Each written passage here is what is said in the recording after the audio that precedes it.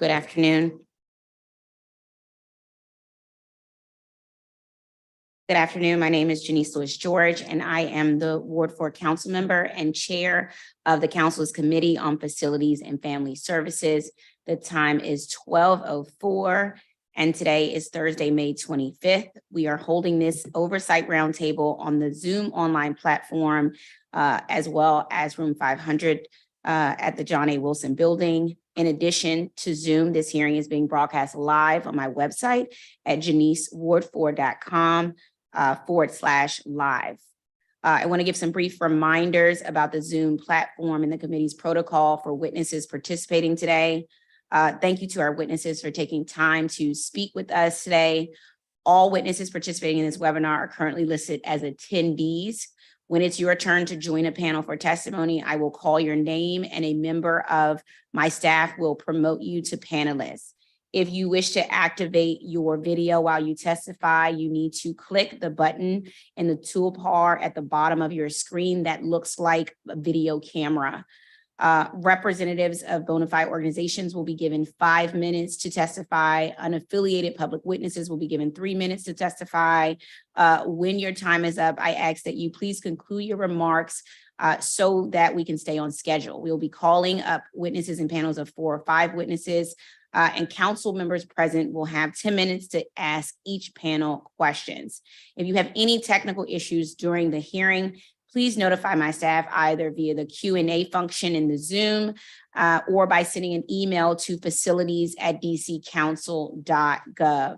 Witnesses are reminded to please send a written copy of their remarks to facilities@dccouncil.gov so that it may be included in the record. All testimony and pre-hearing documents are available on my website at janiceward4.com/Dropbox. The record for this hearing closes in 5 business days at 5 p.m. on Friday, June 3rd.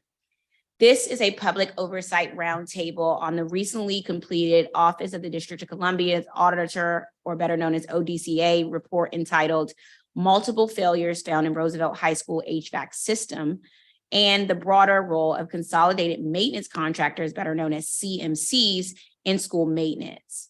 ODCA engaged the independent firm RSM US LLP to review and report on the modernization of Roosevelt High School. This report was undertaken in compliance of DC Official Code -382973.05, which requires the office to prepare a report to determine whether the district has met the process, quality, schedule, and cost objectives of sample projects, and provide a report to the council and the public on the findings. The report describes DGS's efforts to maintain, repair, and determine likely causes for multiple failures in the heating, ventilation, and air conditioning HVAC system at Roosevelt Senior High School.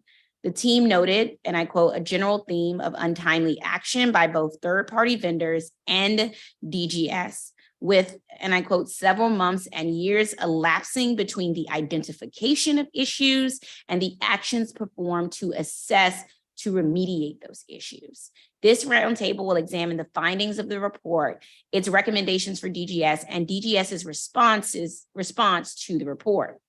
DGS completed the full modernization of Roosevelt High School in 2016.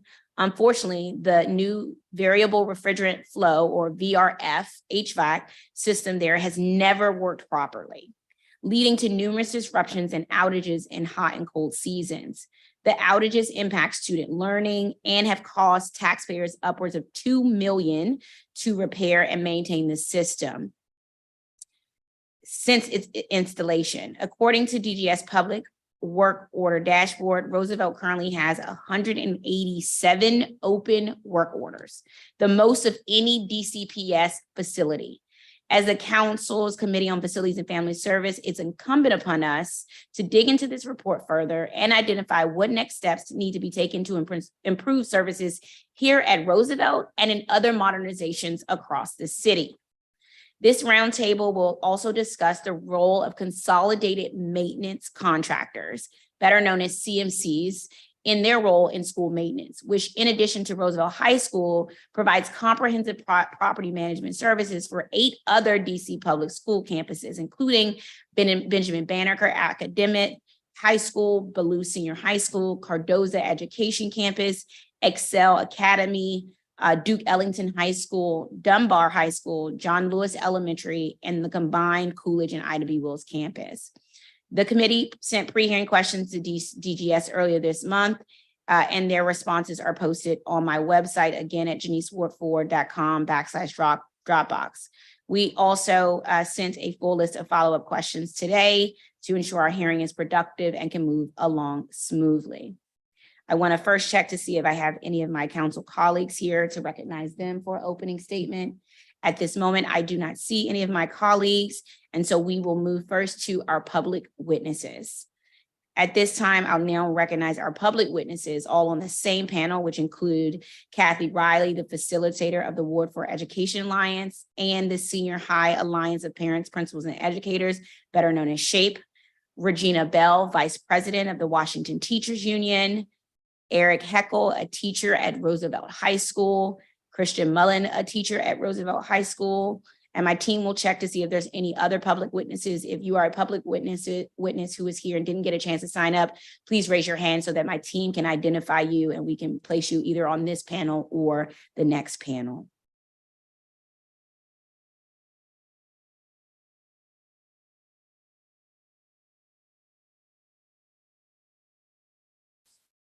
Great. I see Kathy Riley is here. Good afternoon. You can begin your testimony. Thank you. Thank you for this opportunity to testify on the audit and the HVAC and modernization of Roosevelt High School. I am Kathy Riley. Roosevelt is my neighborhood school. I have been closely associated with it for the last 25 years as a member of the LSRT and then LSAT teams, as well as the nonprofit founded 3 years ago, Friends of Roosevelt, and as the facilitator of the Ward 4 Ed Alliance and the founder of SHAPE. As a Ward 4 community, we advocated along with Coolidge to ensure that these two high schools were fully modernized.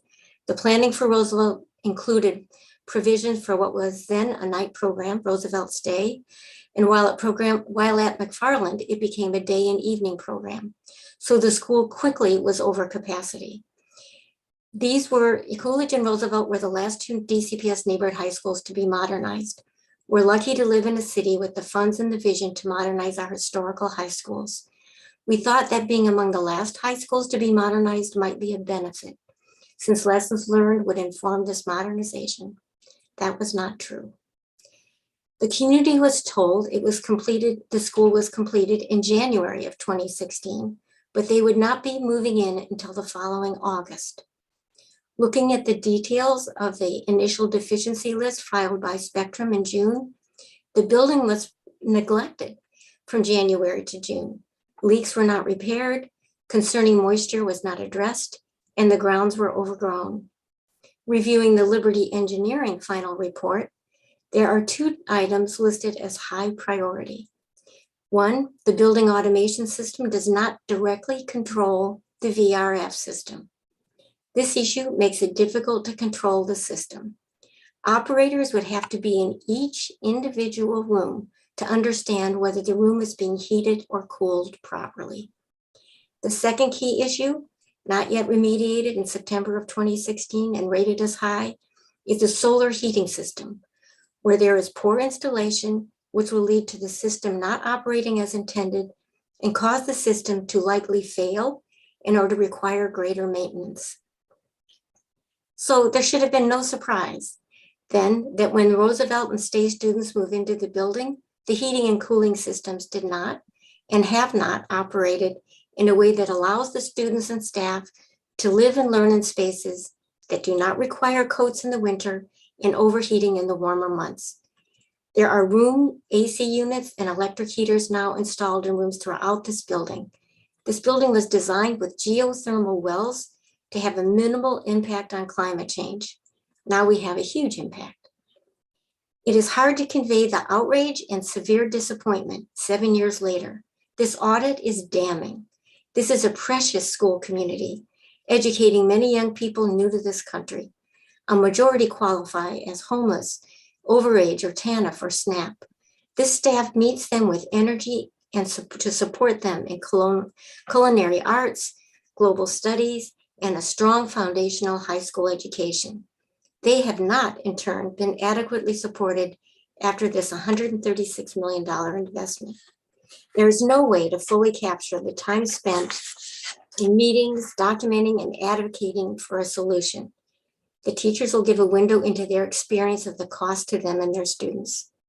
I appreciate you, Councilmember Lewis George, and Will Perkins, the Community Director, Kathy Patterson, the Auditor, and RSM for shining a light on this and for the thoroughness and care through this process of examining what happened here. I also understand that these things are difficult, especially after everything is closed up. The primary issue seems to be with the improper installation, and the building is now fully occupied. However, we need to know what the plan is now and how it will be supervised and how it will lighten the load and support the staff and students. It cannot be about work orders and reporting. It has to be about much more. Thank you. Thank you so much for your testimony, and I will have questions at the end of the panel. Next, we have Regina Bell, Vice President of our Washington Teachers Union. Good afternoon. Good afternoon, Councilwoman Lewis George. My name is Regina Bell, General Vice President of the Washington Teachers Union. Thank you for holding this hearing on the DC Auditor's investigation into the multiple failures of the HVAC system at Roosevelt High School. And of course, thanks to the DC Auditor for such a detailed investigation and frank report on the repeated failings of DGS. Roosevelt High has a special place in the history of DC. The nearly 100-year-old high school is a cornerstone of the Petworth neighborhood. The school is a majestic building in the colonial revival style that taxpayers paid $136 million to modernize in 2016. I know we are here today to discuss the significant problems with the HVAC system at Roosevelt, but I don't want us to forget the human impact of these failings. Roosevelt is not just a school building, but has a long and storied history in our city because of the thousands of graduates, including Charlene Drew Jarvis, Bowie Kuhn, Abe Poland, Sharon Pratt, Diane Ream, Isabel Wilkerson, and Shirley Jackson, to name a few. As detailed as it is, the auditor's report does not quantify or even consider the significant tolls these failures have had on teachers and students who are trying to teach and learn. Just this school year, Roosevelt has not had working water fountains in most of the building. The heat or AC did not work for long periods of time in many parts of the building. Space heaters and portable units had to be installed. Half of the third floor was without power for several weeks, and the staff lounge had to go offline to try to preserve the circuit. The council approved spending a lot of money to renovate Roosevelt, and for good reason, but we must spend our limited resources wisely. Teachers, administrators, resource personnel, and a wide variety of staff all care about students. DGS needs to show that they care too.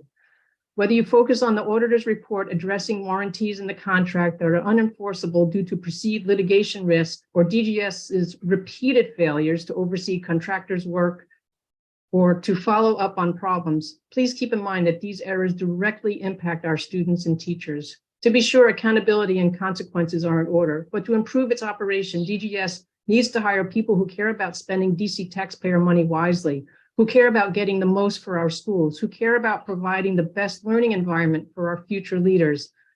Show the students of today that you care, and DC will have a better future tomorrow. Thank you for allowing me to testify. Thank you so much for your testimony. Next, we will have Eric Heckel, teacher at Roosevelt High School. Good afternoon. Good afternoon, and thank you for this opportunity to sort of share the what Regina Bell shared as the human cost to this. So my name is Eric Heckel. I'm an English teacher at Roosevelt High School. I've been teaching here for 6 years. I joined just 1 year after the building reopened, and there has not been 1 year when our facility has worked properly. We know we're here to discuss HVAC in the building, but there are also other facility issues that we have been dealing with that affect learning this year that have also gone unresolved. Most of our water fountains don't work, and students have to search throughout the building for any place to get drinking water during the school day. We've also had rolling power outages on our third floor for months now. Half of the floor will simply lose power for portions or all of the day. This means projectors aren't functioning, classroom computers can't be charged, and learning can only happen pencil to paper. Even today, right now, if you came into the building, you would see that half of the third floor has no power and no internet access. This is not learning for the 21st century. All we get every year are quick fixes and promises that more permanent solutions are coming. That's the same that we've heard about the HVAC system for the last 6 years, yet a permanent solution never comes. August rolls in and classroom temperatures are in the 80s. Students can't focus because they're uncomfortable. They don't feel valued because they feel like they're in a school that can't be bothered to even make it somewhat comfortable for them. When solutions do come, they are temporary and sometimes affect the learning process more than the heat in the rooms did. For example, last year when my classroom didn't have working air conditioning, a spot cooler was installed. The only problem with that was that the spot cooler was so loud that students couldn't hear me or each other. So we had to choose between being hot and learning together. No class should have to make the choice between learning and being comfortable. But it is especially egregious at a school like Roosevelt that was fully modernized less than a decade ago. It's disheartening to hear what will be done year after year to fix a solution and then have it just be the same every August. So I'm sincerely hopeful that this audit will help bring light to these facility issues at Roosevelt, but also finally provide changes that have been promised for so many years, yet never delivered. Thank you. Thank you. And my understanding is Mr. Mullen, who's also a teacher at Roosevelt, could not make it, but he has left his testimony with you to read on the record. Yes, that's correct.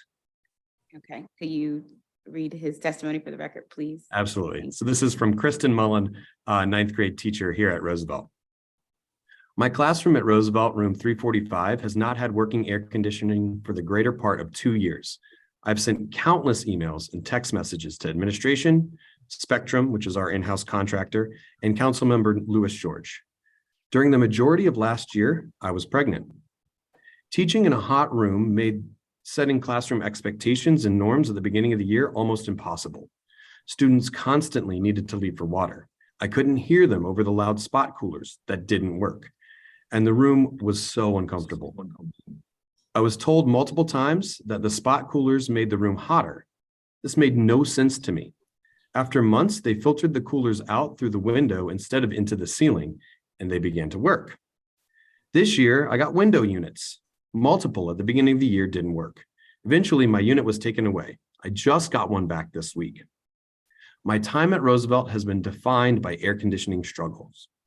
All my advocating energy has gone toward getting AC for my students, and it hasn't worked. This has been exhausting. Every time I talked to someone, they said they didn't have the power to fix it, and I still haven't figured out who does. All I know is that if central office's HVAC went out, it would be fixed promptly. Thank you. Thank you for reading the testimony, and thank you to Ms. Mullen for giving that impactful testimony to be a part of the record. I'm just going to check with my team and see if we have any more public witnesses to add to this panel. No, okay, great. Well, I'm going to ask some broad questions to this panel just to try to get to the bottom of some of the issues. Thank you, Mr. Eckel, for taking your time to speak with us today. In addition to being an educator in our school system, I do want you to know, as part of our budget, we're paying for new water fountains at Roosevelt to be installed this fall. This is only part of what you spoke to, but I want to know, we want you to know we've got that much, at least in what has been a frustrating long-term problem and process.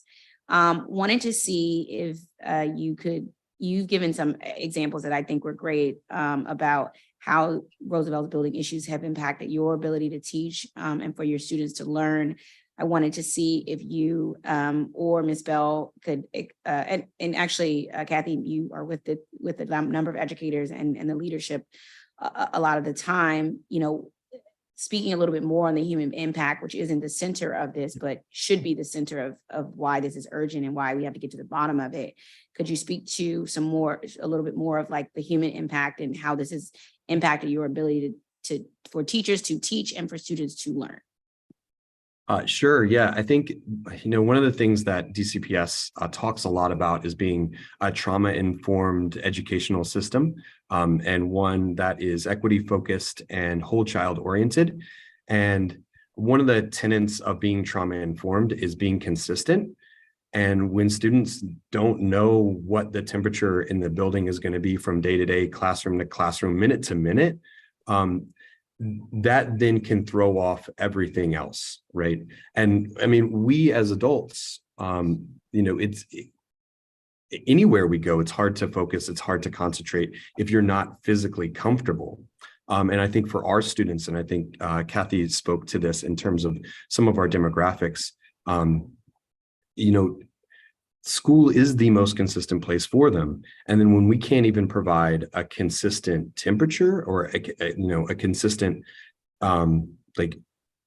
I know I can come in and at least physically be comfortable inside of the school building, that just affects everything else. All right. It's going to affect students' moods, students' emotions, their reactions to things, their ability to be able to sit in a classroom and interact with each other in a positive way. And so, all of those things sort of build on each other. And, when a student comes in and says, Mr. Heckle, it's hot in here, right? Can you do something about it? How heartbreaking is it to say, I can't, and no one can, seemingly, because it's been that way since the building opened. And to have to say that to year after year after year of students and to have no answers, and for them to say, well, why can't they just fix it? Why can't someone just come in and like make it not cold in here? Like we had a day last winter where the HVAC had shut down over the weekend. We came in the morning and the building temperature was 59 degrees. We still held school that day.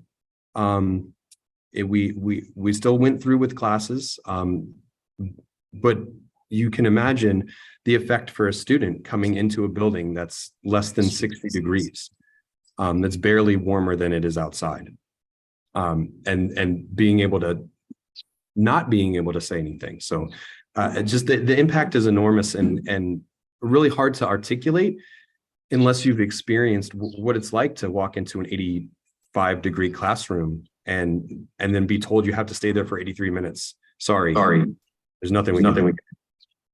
I guess what I would add to that is, having worked with the principals that have been there since the opening of the building, Aquila James, and then Mr. Justin Ralston, Dr. Ralston, and now Dr. Wilkerson, the amount of time that they have had to spend sitting in meetings is time they're not spending with their staff or doing other things. And also, I think what Eric alluded to, the helplessness that you have to convey, the helplessness of the administrators to their staff, that they can't take care of something so basic, and then the helplessness of the teachers to their students. And this is exactly what we don't want to communicate. We want to communicate that we have this, that we are in a system, that DCPS is a strong system, that we are a strong and rich city in many ways, and that we can address these things. So that I guess what I'd say is, it's time. The time, I think we can document some of the suffering, but the amount of time, my time, the principal's time, the teacher's time that has gone in to try to keep elevating this and see what could be done, but also reading the audit and reading some of those supplementary questions. What do you do with the outrage that this happened in the first place? I mean, where's the supervision? Where's the owner's rep? Where's our system? We're a system. Where was the protection?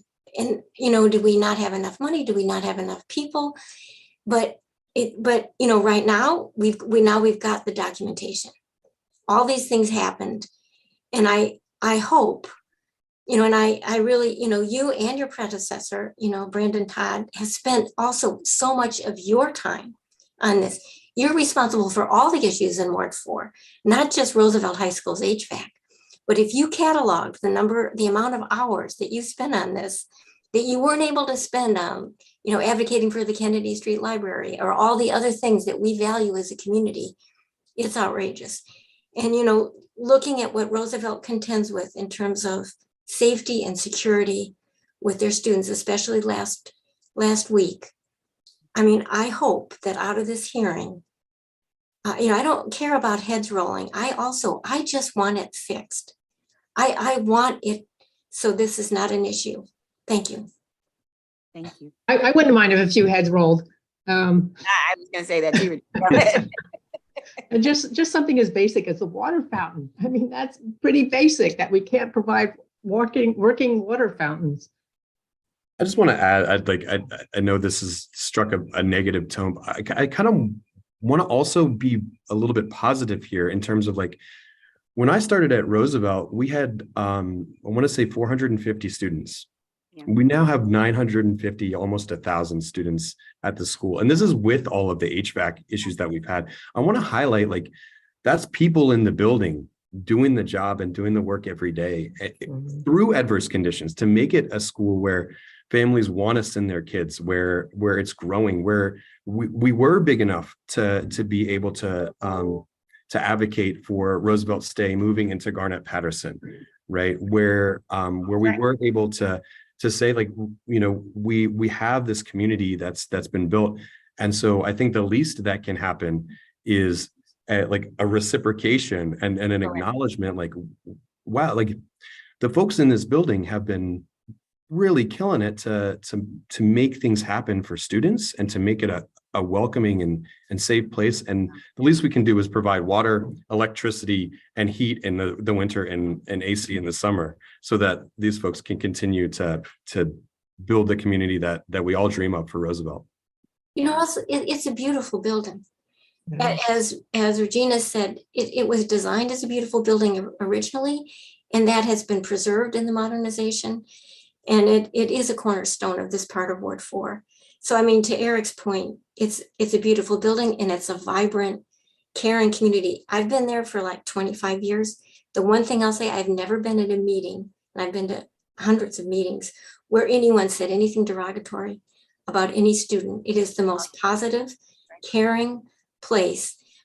So I think that we can come out of this with something positive, where we can support them and also acknowledge all the good work that goes on there. I think it's really important that Eric chimed in with that, and that we also appreciate, there has been efforts to fix it. It hasn't gone without efforts. There have been constant efforts. So, and we have appreciated that, and money spent. So now we just have to try to move it forward faster and with a better solution. Thank you. I think that's right. And I think, Eric, I think like the least we can do is, with all the amazing accomplishments throughout, from our students, from our staff, from our principals, Roosevelt has had outstanding principals throughout the years. And they're in such a precarious situation, and because they can't complain too much, right? They can't do too much. They have to keep those things in mind. The reason I'm here. Right. Yeah, that's right.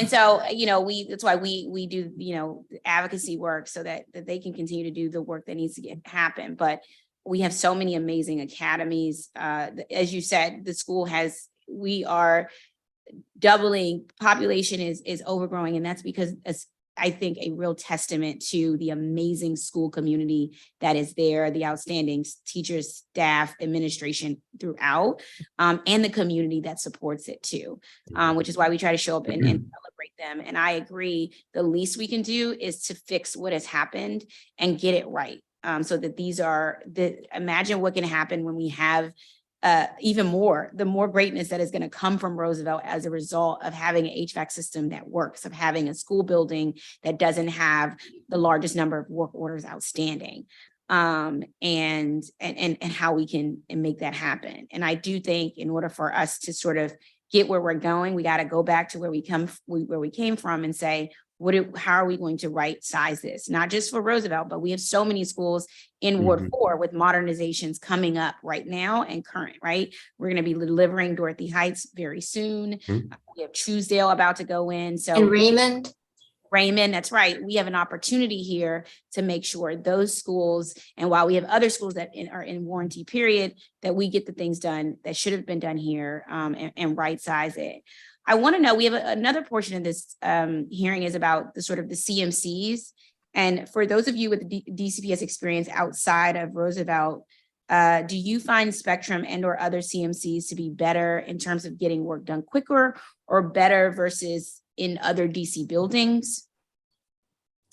I mean, I'll just say my experience with talking to Spectrum is they can identify a problem, and you saw the list was very thorough that they did as the initial deficiency list, but then they have to get approval for the funding to fix it, to buy the part or whatever.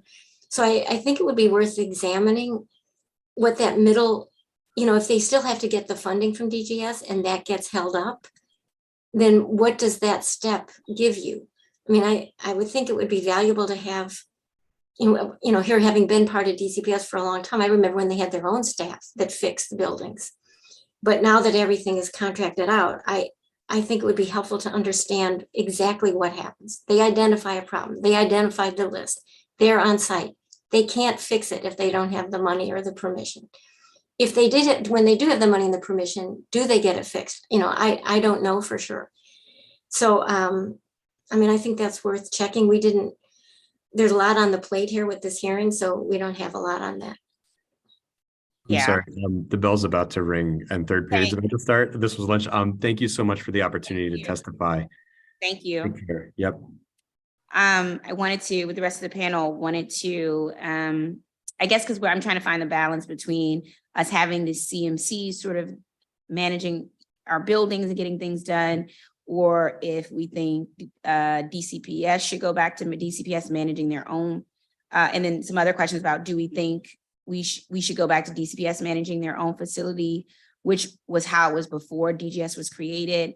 I'm just curious to know sort of your thoughts and thinking on that, having worked within the school system for so long. I mean, I guess I'd say that like we did with this audit, we'd have to understand like how much are we spending on Spectrum? What's so what's the added value? I think the modernizations, you would think they would be cheaper. They're actually more expensive to maintain. They're more complicated systems. They require a lot of training. So I think it would be looking at, I mean, I know the custodian from Powell testified before the State Board of Education about all the training that's required of the custodians to maintain it. So you'd first want to look at, are we giving the DCPS custodial staff that's right there on site, are we giving them what they need to fix like the level 1 repairs and the things that can be done? And then you'd have to look at, is Spectrum and DGS, what exactly is the problem? Like, we can't say it was fantastic when DCPS, I mean, I could go back way to when my children were in elementary schools. It did feel like when we had a whole staff of people that could fix things as part of DCPS, and that, they weren't responsible for every building in the city, every public building. They just knew those buildings. The custodians knew their heating and cooling units. We're a long way from that now. I don't know what it would take to rebuild that kind of a repair staff. But it does feel like if you looked, to me, if you looked at how many buildings we have in close proximity, like right there, we have Powell, we'll have Dorothy Height, we have McFarland, we have Roosevelt, we have John Lewis. If you had a repair staff that managed those 5 buildings well, the way we are grouped, and that, they knew the building. Like, it feels like we spend a lot of time having somebody go in, see what it is. It's always a different person, and then see what it's going to cost. And then it goes out, it gets bidded. I think there might be ways that you could simplify pieces of this without a wholesale change. Empower the custodians, figure out what are those work orders? What are the locks don't work. Like, there's decisions that we made that the classroom doors can't be locked because it's a central system that has batteries in the card thing. So there's some things that maybe we could, make sure there are a lot of batteries there, maybe make sure the custodians can change it. It's a far more detailed conversation, but I think, Councilwoman, you're asking the right questions. And even if we don't get to all the answers right here, you started the process of figuring out what's a better solution to taking better care of this precious asset that we have of these DCPS public school buildings. Kathy, in your testimony, you referred to the initial. Oh, here's your testimony. The initial deficiency list by Spectrum, and that was in June. And when you said in June, it's June 2016, which I think is before the building was officially turned over. Is there anything in that initial deficiency list that you saw in June of 2016 that should have sort of given alarm to DGS before the building was turned over? Well, it's a really long list. And there's a lot of number ones. And I can't say I studied the whole thing. The pictures in it that jumped out to me is the moisture and the water in different places and the actual damage to ceiling tiles. The building had not even yet been occupied. Right. So that this is what alarmed me. It was alarming at the time. We wanted to move in over the winter break, because it was really crowded in McFarland. And that didn't happen. So, but then you would think between January and August that you would have had the opportunity to identify a lot of things, even though it wasn't fully occupied. So the moisture and, even going through the building, not this past year, but the year before, there's water in rooms that had circuit breaker boxes. There, in that lower ground level, there's really a problem with mold and water damage. These are things. Those are the things that jumped out at me looking at that list. They weren't even the HVAC things. They were the moisture and water damage that continues. That's still a problem. Yeah. You kind of wonder how they have an occupancy permit. Right. Yeah. I appreciate you flagging it, because when I looked at an initial deficiency list, which is a very long list, that was done in June of 2016. I don't know how you see that initial deficiency list and say, this school can be occupied, we're ready to go, the things have been completed that needed to be completed here. And so I was interested what jumped out was. Also Spectrum said they would still take it on. It's like when you move into an apartment and you first say, well, these things are broken when I moved in, so they're not my fault. Spectrum said, these are the things that are a problem before we even take over. Right. So there is an importance in assigning blame. Like, it's almost like, who was representing Roosevelt? Who said, DGS has all the buildings in the city. Whose job was it to say, this isn't right for Roosevelt? This has to be fixed before August. Spectrum could say, this isn't our fault. We documented that it wasn't fixed when we took over. So who says this isn't right? Right. That's the question that I'm hoping we're going to get to the bottom of today. And I think that's the right question to ask, and hopefully we'll have answers. So thank you to this entire panel for your testimony, for your work and advocacy throughout the district on behalf of our DC public school students, not just in our Ward 4 schools, but across the city. These issues sort of impact us all. And when we unpack a systemic issue from one instance, we can then make some changes systemically across the board for all of our DC public schools. So thank you all for being here. And a reminder that testimony can be submitted for the record from public witnesses at facilities@dccouncil.gov by 5 p.m. on Friday, June 3rd. We are now going to move.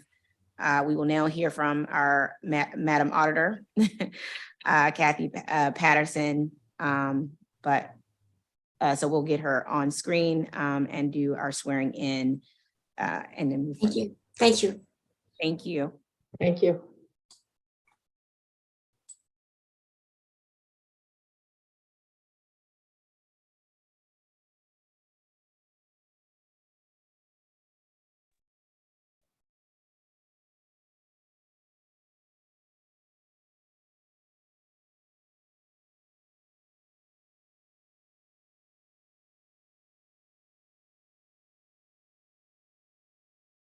All right, we will be hearing from our auditor and the RSM team.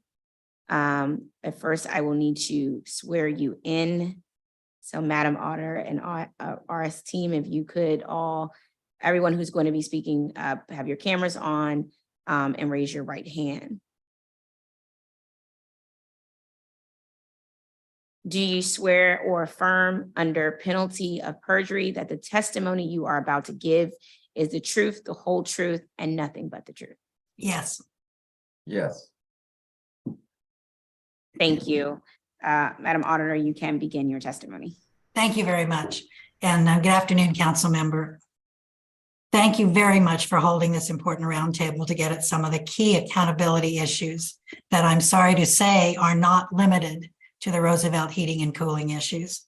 The committee's efforts to date to dig into the underlying systemic and governance issues are very welcome. I'm going to give a brief introduction to the work of our office on modernizations before turning to our expert witnesses. Since I took this position at the end of 2014, we've done multiple audits touching on as many distinct issues with the school system's capital improvement program as we could, including reports that detailed failures of internal controls throughout the program and the high cost of the Duke Ellington School renovation. We turned to RSM in 2019 to do what was essentially a contract review at the conclusion of modernizing Elliott Hine Middle School. And then, given the depth of the heating and cooling issues identified at Roosevelt, we then asked the team to look for the story behind those failures, again, making use of their expertise in construction auditing. As you have indicated, Madam Chairman, the top lines from the Roosevelt audit were: the District of Columbia accepted a non-functioning heating and cooling system at the modernized school. And then the Department of General Services paid multiple third-party vendors to determine the causes of the continued issues, spending some $2 million more in an effort to repair and maintain the system. Among the audit's recommendations are to assess whether legal action is warranted and compiling, following, and reporting on an action plan with completion dates for steps that have already been recommended by the consultants. In a letter dated March 30th to Attorney General Brian Schwab, we shared a copy of the audit and requested a legal review to, quote, ascertain if the District of Columbia might recover some of the funds expended on the modernization, given the continuous failure of the HVAC system. We also noted that ODCA has repeatedly criticized DGS for failure to create, implement, and follow internal controls that arguably might have precluded the kind of issues detailed in the report. And I've included at the end of my statement a list of the school modernization audits we have produced since 2015. And Madam Chairperson, I'd now like to turn to the RSM team, David Luker, the director, Matthew Blondell, also director, and Chris Gumbs, a supervisor, to detail for the committee the main findings and recommendations from our report. Thank you. Thank you, and thank you for the opportunity to be with the committee today. My name is David Luker, and I was the program director for this project, as well as the other projects that the auditor explained RSM has provided. The objective of this audit, as has been mentioned, was for us to identify the deeper issues, the root cause issues as it related to the HVAC failures at Roosevelt High School as a result of the modernization work. Our approach to that work included obtaining the various agreements between the parties, including the design build agreement, the mechanical and HVAC subcontracting agreement, as well as other documents such as-builts, equipment manuals, assessment reports, and other relevant documents that were noted to us through the interviews that we conducted with members of the district's facilities management team, related to the turnover process, the testing and commissioning of the equipment. And we also conducted interviews with the district's legal team related to this modernization work, related to any legal action that had occurred or that was potentially to occur. And lastly, we obtained a population of work order data and performed certain analytical procedures related to that work order data to obtain a better understanding of the different requests for corrective maintenance at the facility, the timing of those requests, and the responsiveness of DGS and CMC vendors to those requests. As our report has detailed, there were numerous vendors and contractors associated with this project. These vendors are categorized in 5 major areas: design vendors, construction vendors, commissioning agents or vendors, primary maintenance vendors, as well as experts that provided analysis in the areas of engineering and HVAC. We provided a timeline in our report, which I think is important to piecing together the different circumstances and the different situations and the different reports that were a key element of how this modernization was completed, and then the issues that have occurred since its completion, roughly in the summer of 2016. To just briefly recap those issues, as has been mentioned already, the project substantially completed at the end of the summer of 2016. The turnover of the project was officially in August of 2016. However, the substantial completion was not noted until November of 2016. The date of substantial completion is of significant importance due to the fact that the warranty period for the contractor's work on the project is triggered by the substantial completion date. So the warranty period for this project was November 2016 through November 2017. Our work did show that the subcontractor subject to that warranty, Limbach, did provide corrective maintenance of the equipment at the facility during that period. It was also mentioned already that Spectrum, the CMCs contracts, did begin just before that warranty period started in June of 2016, and that Spectrum did provide reporting of those initial deficiencies prior to that warranty period. Upon the completion of the warranty period, there were two documents that generally drove the direction of how the district addressed the continuing issues of the facilities. One was the Joyce assessment, which was produced in January of 2018. The other was the Spectrum initial assessment report. Those two documents drove the specific actionable items that were to be taken in an effort to remediate what were known issues that had been occurring since the building was turned over in late summer of 2016. There is a gap between the Joyce Agency HVAC assessment report in January of 2018 to when the actual HVAC assessment work was performed by North Arrow in December of 2018. And shortly thereafter, in March of 2019 is when DGS issued the first latent defect notice, which we've commented in the report was a significant amount of time between when the known issues passed through the warranty period to when that latent defect notice was actually issued in March of 2019. But if you look at the project's timeline and the post-warranty period timeline, you can see that there were two primary recommissioning exercises that were performed.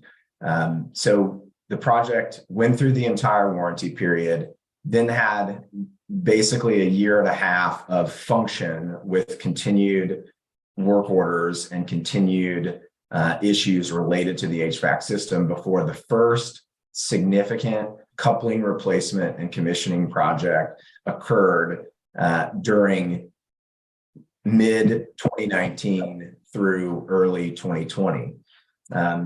After that time, additional failures were identified and continued through 2020. And then in 2021, another substantial recommissioning effort was performed where additional coupling replacements and other commissioning exercises were performed in an effort to remediate the continued challenges that were evidenced by multiple work orders and the multiple complaints that had been derived from teachers and other maintenance professionals at the school. So I think it's important to analyze the timeline and to show that a significant amount of time did lapse during the warranty period and during the first year of operation after the warranty period, where no significant recommissioning or replacement project was endeavored to occur. And then 2 significant projects have occurred since that time, pursuant to the North Arrow and the Joyce Agency assessment reports. During that time, the issues have persisted. And so our objective was to try to review these reports, try to review the documentation that has been produced for us by DGS, and to infer through all of the interviews a summary, if you will, of the potential root causes of all of these issues, because as I've explained, multiple recommissioning projects have occurred. A significant number of engineering professionals have been brought in to evaluate the system and identify potential ways to fix these issues. And so our report details a summary of 4 items, and I will qualify that RSM, we are accountants. I'm a certified public accountant, not an engineer. So this is our summarization of engineering reports that we reviewed as a part of our project. But one of the primary issues that we identified in our report is that Limbach requested permission from the architect of record or the engineer of record to, instead of brazing fittings in the closed loop refrigerant system, they wished to utilize mechanical fittings. That request was initially rejected by the engineer of record. Limbach then partnered with LG to confirm that LG, the manufacturer of the system, would accept or be comfortable with mechanical fittings rather than brazed fittings. Upon the recommendation and support of LG, Limbach represented the request to modify the specifications to utilize mechanical fittings, and the engineer of record did accept that modification. Other reports indicate that that was a critical decision in contributing to possibly leaks in the VRF refrigerant piping, as well as the potential contamination of the water utilized in the closed loop system. And some reports also indicated that proper monitoring of the water and the pH levels of the water could also have improper monitoring and improper pH levels could have contributed to the issues that drove the failures in the various classrooms that has been spoken about today. So as we read these reports and tried to extract the key elements that were driving the HVAC failures, those were the 4 kind of primary things that we surmised from the engineers reporting. We categorized our observations into 3 major categories, and they related to, which has been mentioned as well today, the timeliness of action. We highlight in the report that the Joyce Agency recommendations, for example, not all of those recommendations were implemented. Some of those still, there was not evidence that they have been implemented. We also highlight that the North Arrow report remediation is not complete.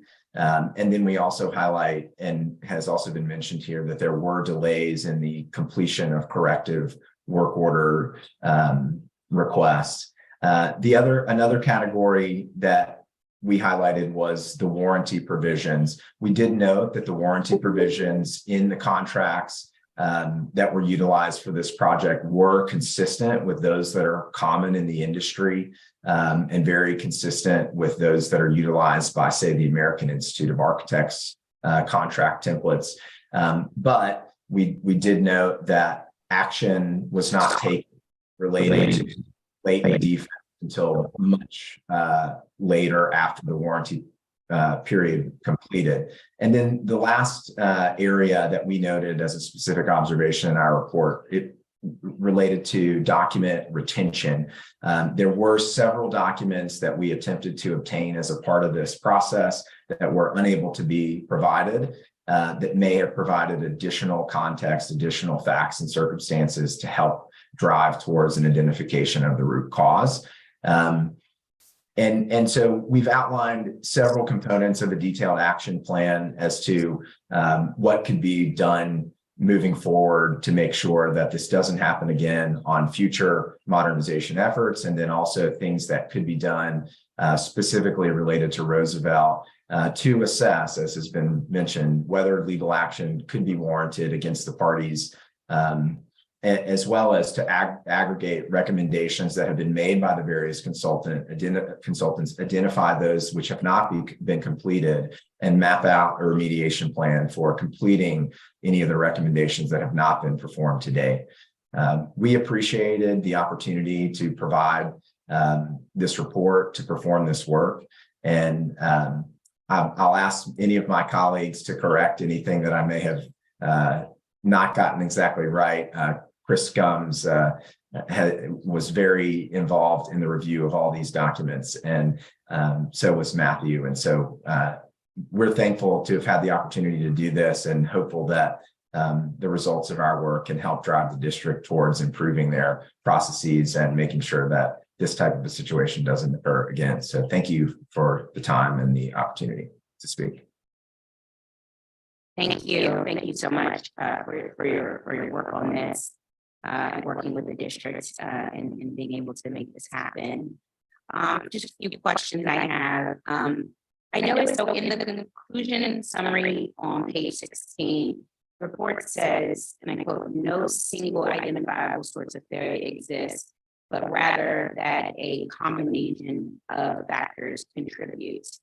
I wanted to see if you can elaborate there, because I guess what I was trying to figure out is, was it designed poorly, installed incorrectly, poorly maintained, or is it just a combination of all of those?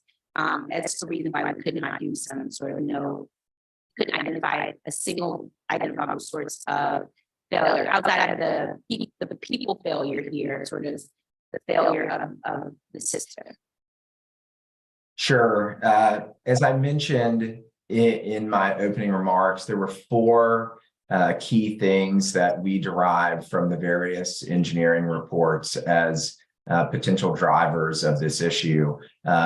You asked about the design. I noted that the design originally included brazing of the copper fittings. That design was then modified to allow for mechanical fittings, which could have potentially compromised the integrity of the refrigerant piping system. And then I noted that there are several different types of potential contamination within the refrigerant piping system that could have occurred as a result of that modification to the design, or could have just occurred as a normal course of installing the new system, which could have driven the failures with the compressors, and could have contaminated the water more generally, or affected the pH levels in the refrigerant piping system, as well as I mentioned that there were reported leaks in the system, and so whether or not those things are tied directly to the modification of the original specifications, or whether or not they're tied to poor installation of the system. Where I sit today as an accountant reviewing these documents after the fact, I can't say definitively, but it does appear that the engineers who provided assessments of the system point to all of those as potential reasons or root causes for the failures that are being experienced in the facility. Got it. As far as this sort of there's on page 17 of the report, say during our analysis, we noted a general theme of untimely action by both third-party vendors and the Department of General Services. What sort of in that theme, sort of what are some of those untimely actions that jump out as sort of failures, and when did some of those sort of, when was the beginning of that untimely action this time? Sure. The one that I guess you use the term jumped out to me as likely the first point would have been the issuance of the latent defect notice.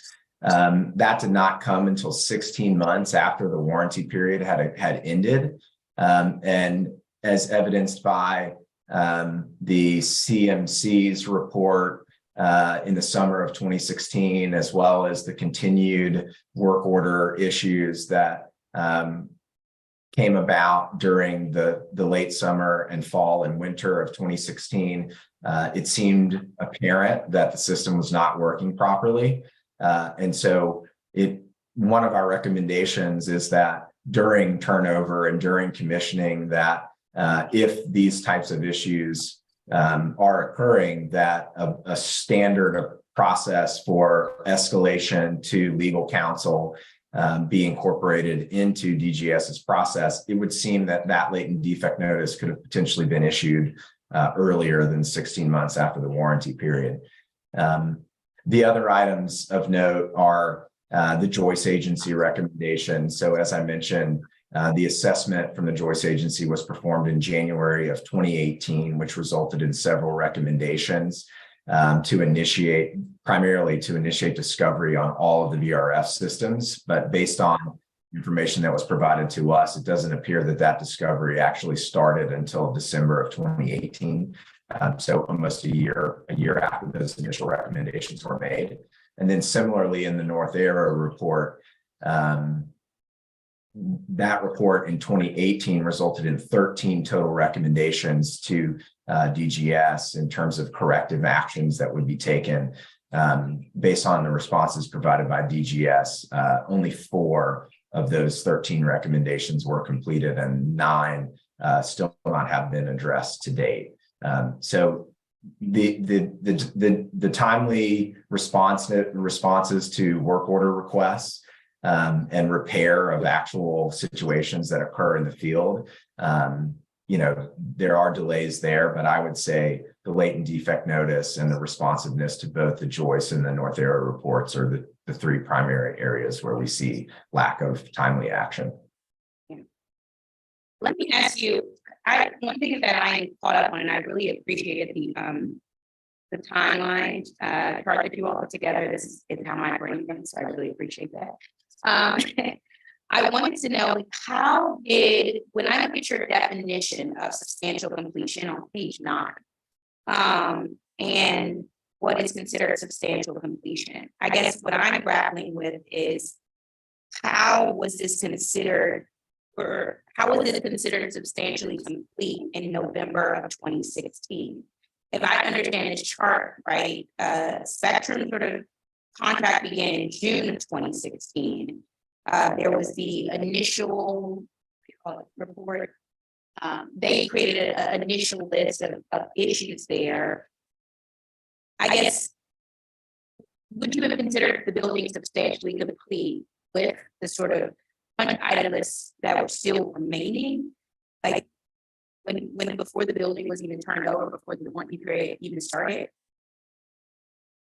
Yeah, so if you review the definition that you mentioned and referenced on page 9, which is a direct extraction from the contract with the prime contractor, the first of the 5, or excuse me, the first of the 6 items is the one that likely would be called into question based on the facts and circumstances that have been explained.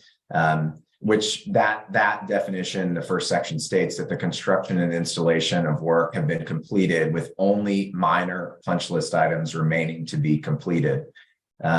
So the review of the punch list, the compilation of the punch list is something that the project management team would be responsible for, and that would be reviewed and escalated as necessary. So there are numerous parties that sign the certificate of substantial completion. And so all of those parties would have had to have agreed at that point that there were only minor punch list items remaining. So we did not obtain a copy of that punch list as a part of our work, but DGS, the COTAR, the construction turnover manager, would have all had to agree that there were no major punch list items on the docket at the time that they agreed that substantial completion had been achieved. So I think based on our discussion here and our understanding of the facts and circumstances at that time, one may call into question whether or not it was reasonable for the parties to agree that only minor punch list items existed at that time. Right. Yeah, I think that's the first thing that came. I was like, how do we even turn this building over? It usually, I guess, usually in these practices, and you all said you weren't able to obtain the certificate of substantial completion. Is that was from DGS? You weren't able to get it? That's correct. Okay. And do we have an understanding of whether, I guess in normal practices, there would have to be a certificate where people signed off on it in order for there to be sort of this substantial completion happen. So is your understanding that there was a certificate and no one just knows where it is? Is that what your understanding from DGS is? My understanding from DGS, they could not locate the certificate of substantial completion. Okay. And then you named it a little bit, but who usually would be on a certificate of substantial completion? So in the district's normal course, the COTAR, the construction turnover manager, and the DGS project manager would all execute. The Department of Building, the DC Department of Buildings is the issuing department for the certificate of occupancy. But all of those parties, the project manager, the COTAR, and the construction turnover manager are the ones that sign the certificate in the normal course. Chris, keep me honest. Is that accurate? Thank you. If I can just jump in here too, council member, the DGS's own rules of the road for this say that the project manager signs that. And in this case, that would have been the project management firm was McKissick and McKissick. So an official with that firm would have been the major signatory in addition to all the individuals named by the team. Got it. Okay. And so of all of those different people, the COTAR, the project manager, the construction's turnover person, no entity had a copy of the certificate of completion for this project. It has not been produced to us at this point. We did not go to each of them, to be clear. We requested that of DGS on a couple of occasions. Got you. I want to look at, so we have some documentation problems that are obviously there. This is one of the documentation problems, I would say. Assuming DGS can improve its retention issues, how can they best leverage Salesforce or project team to ensure they use these documents and make sure staff are aware of things like manufacturer's specifications? So Salesforce has the ability to be utilized as a full service asset management platform. And in that capacity, assets would be set up in the system. And then when new pieces of equipment were onboarded, they could be set up underneath that asset. The warranty, there is a warranty tracking mechanism within Salesforce, but generally speaking, the individual assets tracked by the system would be accompanied by the as-built and the preventative maintenance schedules, as well as any other type of equipment manuals or things like that in the system, such that when work orders were generated for a piece of equipment, it would tie back to the asset that was set up in Salesforce originally, which then kind of gives you an end-to-end view of this is the asset that we brought into the system. This is the maintenance activities that are to be performed on the asset. those can be automated within Salesforce to where an automatic preventative work order can be created for, say, the cleaning or replacement of a screen or strainer or filter in the system. And then when work is actually performed on the asset, the work order would then be tied back to that original asset. And that also provides technicians the ability to obtain certain drawings and certain equipment manuals quickly and easily because they're attached to the asset in the system that they're assigning the work order to. So based on our prior work with the program-wide work order management project that we did, as well as the work that we did here, we can see that Salesforce is being utilized predominantly as a corrective work management tool, but not really as a comprehensive asset management system, based on some of the ways that I just described it could be utilized. Yeah. I found alarming sort of the warranty period here. So it's triggered in November 2016 because of substantial completion, which I will ask the agency of how they got to substantial completion.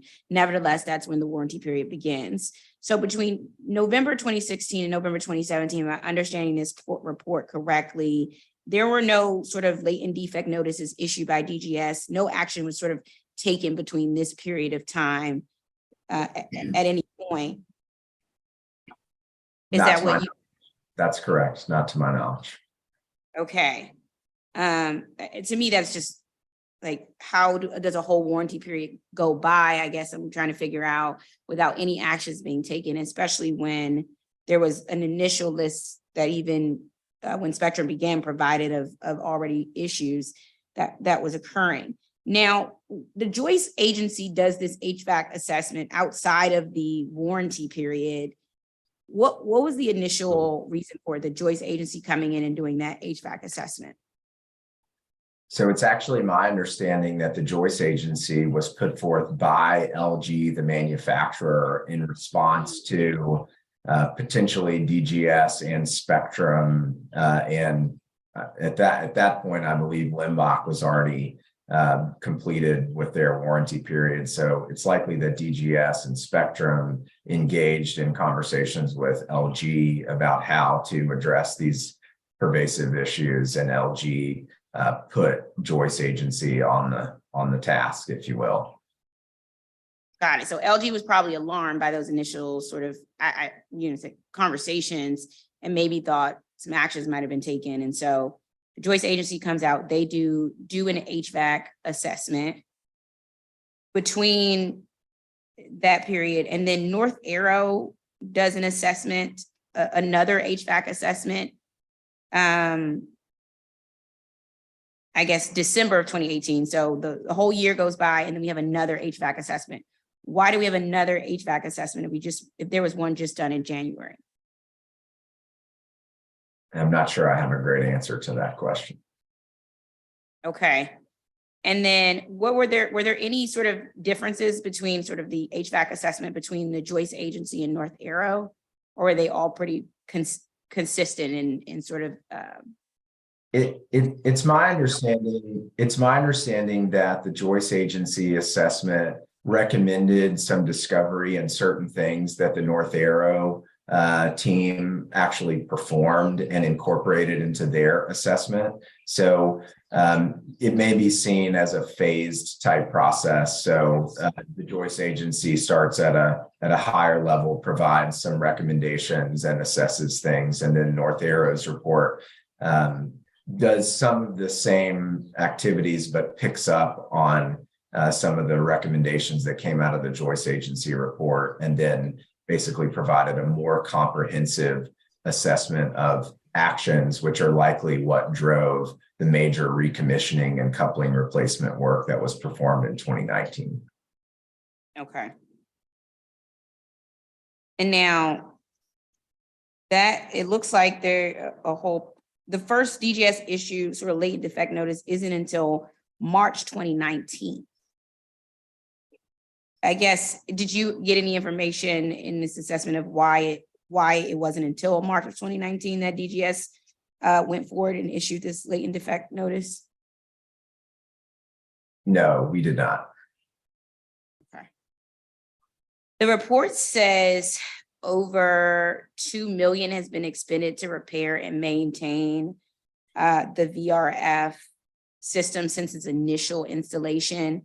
How much of that is from regular expected maintenance, and how much of it is because of faulty installation? Do you sort of have a understanding or breakdown of that? Yeah, I do not. We specifically requested that breakdown because the $2 million was a number that DGS provided in prior reporting. We requested a breakdown of that 2 million, and we also requested additional cost information so that we could get to answer the question that you're asking, and it was not able to be provided. So I cannot even comment on whether or not the 2 million is an accurate number because that was produced by DGS and we were unable to validate that. Okay. Now, I guess, at what point, that point should have been in the warranty period. I don't have to ask that. That's when it should have probably occurred. In July of 2021, North Arrow is retro commissioning project begins. Do you understand what prompted that retro commissioning project to begin? I'm sorry, the 2019 retro commissioning or the 2021? The 2021 North Arrow retro. Okay. Yeah. So the continued failures and issues with the system are what drove that. So as I mentioned, the first retro commissioning was performed in 2019.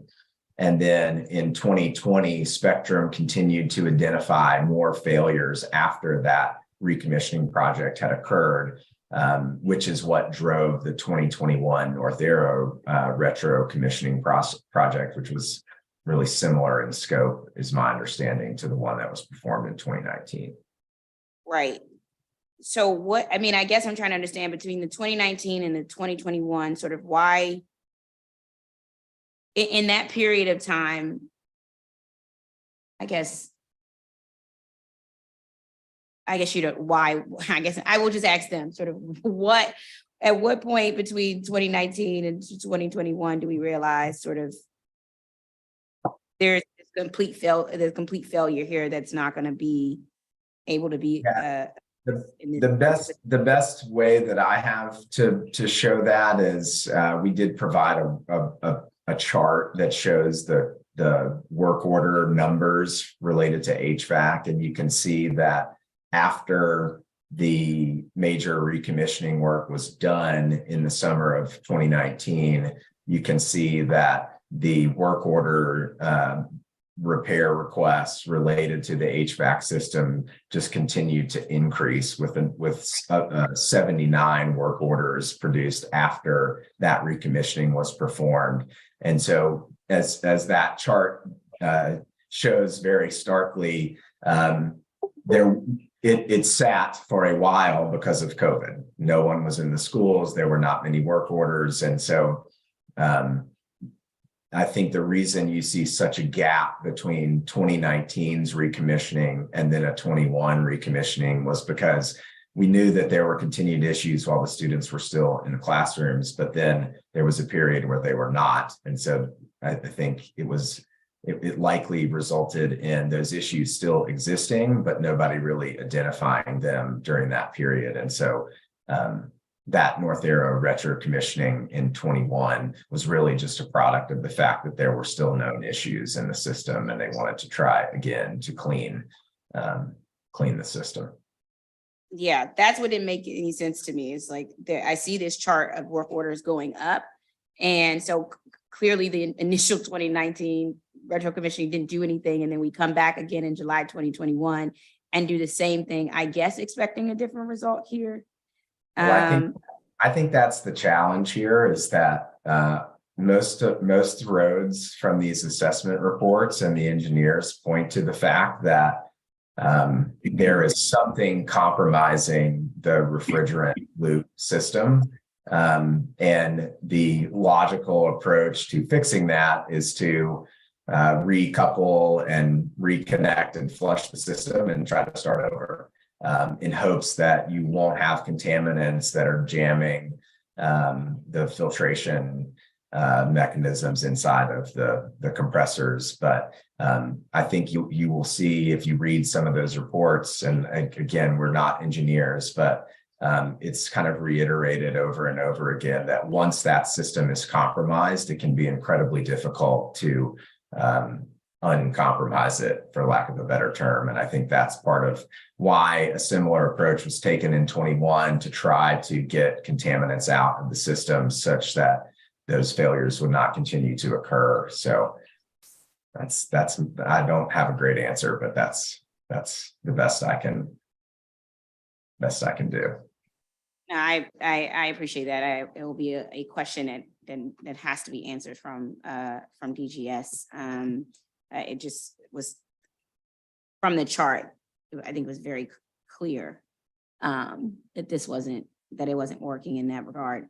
DGS brought in several outside consultants and firms to identify and help resolve the HVAC problems at Roosevelt, and obviously those problems still persist. What more could they have done in the early going to mitigate the scale and severity of these issues? I believe that issuing the latent defect notice earlier and engaging the manufacturer earlier in the process could have at least driven some of the recommissioning efforts earlier and potentially elevated any true fundamental or underlying issues related to the system, back then in 2016, which I think a lot of the challenges here are the fact that you've had, 4.5 school years, let's call it, since this occurred. And so you've continued to hear about these challenges over and over and over again. And I think really you had 2 school years before any real attempt was made to recommission or to help fix the system. And I think that could have been done earlier. I do also believe that in engagement of LG, I obviously wasn't there. I have no idea how often the Spectrum or DGS teams engaged with the manufacturer early in that process, but it did appear that Limbach was correcting issues during the warranty period without charging the district. And so it would be easy for, let's say, the person responsible for the building to say, well, hey, we're not really having to pay for this, so we'll just continue with business as usual and not go to the heart of the issue earlier in the process. So. Right. Absolutely. Auditor Patterson, can I ask you, how does this report differ from some of your other recent audits of DGS school modernization programs? And in what ways is this report also similar? It is different in that it dives more deeply into a very specific situation. But it is very consistent with our overall findings of most of our reports, in that there are no internal controls. And what do I mean by that? When you hear the agency tell you, as they did in some of their hearing responses, oh my goodness, I can't answer that question. I'm new here. I'm new to the job. I've only been, that means there are no internal controls. There are no standard operating procedures for that particular line of business within the agency, such that when official 1 is replaced by official 2, it's all written down and you know what everybody does. Not having internal controls means there's no standards for accepting a payment application. That final payment application that came with the November substantial completion document, nobody went through that and checked to make sure that the final payment ought to have been made. Clearly, it ought not to have been made. That not even having that form, that signed form, that's a failure of internal controls. And so that's one set of issues that we find in practically all of the audits we do. The other issue I think that we have found in other audits, even outside the realm of the school modernization audits, is a positive desire to do good. And so we buy a state-of-the-art Salesforce system, but then we fail to train and we fail to supervise. That's documented throughout the audit. We found the same issues in our 911 audit: failure to train, failure to supervise. These are these are systemic problems that we find throughout the government. Yeah. How should DGS use Salesforce to sort of track and manage sort of that building turnover and warranty period? I don't know enough about the details of the program, but I think Mr. Luker made the point that they're using it as an after the fact check instead of a before the fact affirmative, what do we do next to protect this asset? That's what it's built to do, is my understanding. But I have to say my knowledge of that particular system is pretty limited. Yeah. I want to Yeah. ask in this. Go ahead. I would agree. I would agree with that. That's a good summarization. Yeah. What are your thoughts on the Consolidated Maintenance Contractor or the CMC model in general? Do other cities use a similar approach? Yeah, so I would say that use of a third party to manage a repair and maintenance program in this manner is not uncommon. Obviously, the nature and how you structure your maintenance department is dependent upon the complexity and the volume of your facilities. And so we've worked with many governments that do utilize either a single fully outsourced process or some type of combination hybrid where you have multiple contracted vendors that are assigned specific facilities to perform maintenance on, so that there is some consistency over time, which is important and was alluded to in the opening remarks of some of the public commenters. So I would say that the term CMC and the way that it's specifically structured here may be somewhat unique, but I think conceptually the way that this is being managed is logical and in alignment with the way that we've seen it managed at other agencies and other departments in government. So I would not, I think that this is an unfortunate situation with this school. But I would maybe not I would not throw the baby out with the bathwater, if you will. I think that it's logical based on the sheer magnitude of your schools and the volume of corrective work that you have to perform to have a structure like this. It just appears that there's been so many issues with this one school. It tends to bring the focus on the CMC as potentially failing in their duties, and I'm not sure that that is necessarily a fair representation of the situation here at Roosevelt. Yeah. You noted issues with poor or clearly incorrect cost documentation. Who's responsible for noting those costs? So I'm looking specifically the recording of 110 temporary space heaters at costing 1 cent. In response, DGS said the CMC reported the 1 cent to close the record on the work order there. Who's responsible for sort of noting those costs? Sure. So the craftsperson and their supervisors are responsible for the data entry into Salesforce for the work orders.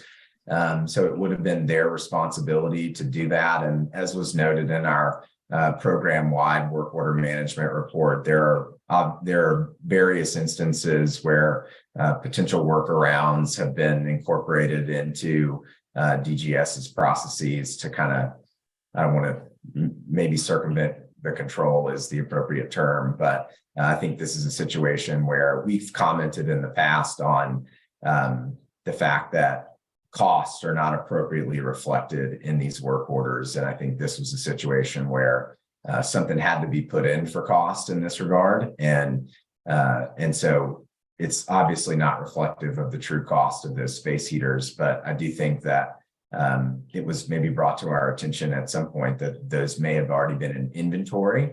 And so one thing that occurs in a properly functioning work order system is if that equipment is in inventory, it would then be charged to the work order at a rental rate for however long it was utilized. So obviously, I don't think that's what was occurring here. So I think it's just they had to put a number in there in order to be able to close the work order. And so that's why you see something that isn't logical as it relates to the actual cost. Yeah. And is the supervisor of the CMC, the supervisor of CMC is the COTAR? Is that right? It is the CMC. Oh, okay. I wanted to ask sort of, I guess, in looking at the CMC, is Spectrum at fault for untimely maintenance and response times you noted in report conclusions? Or was that more a result of DGS being slow to approve Spectrum's request for cost reimbursement? Sure. So one thing that we requested and attempted to perform, but were unable to, was isolation of work orders that were put on hold for funding, which was a status that was mentioned to us multiple times. The data and the way that it was tracked in the CMMS system did not provide the ability to isolate which work orders were on hold and for how long.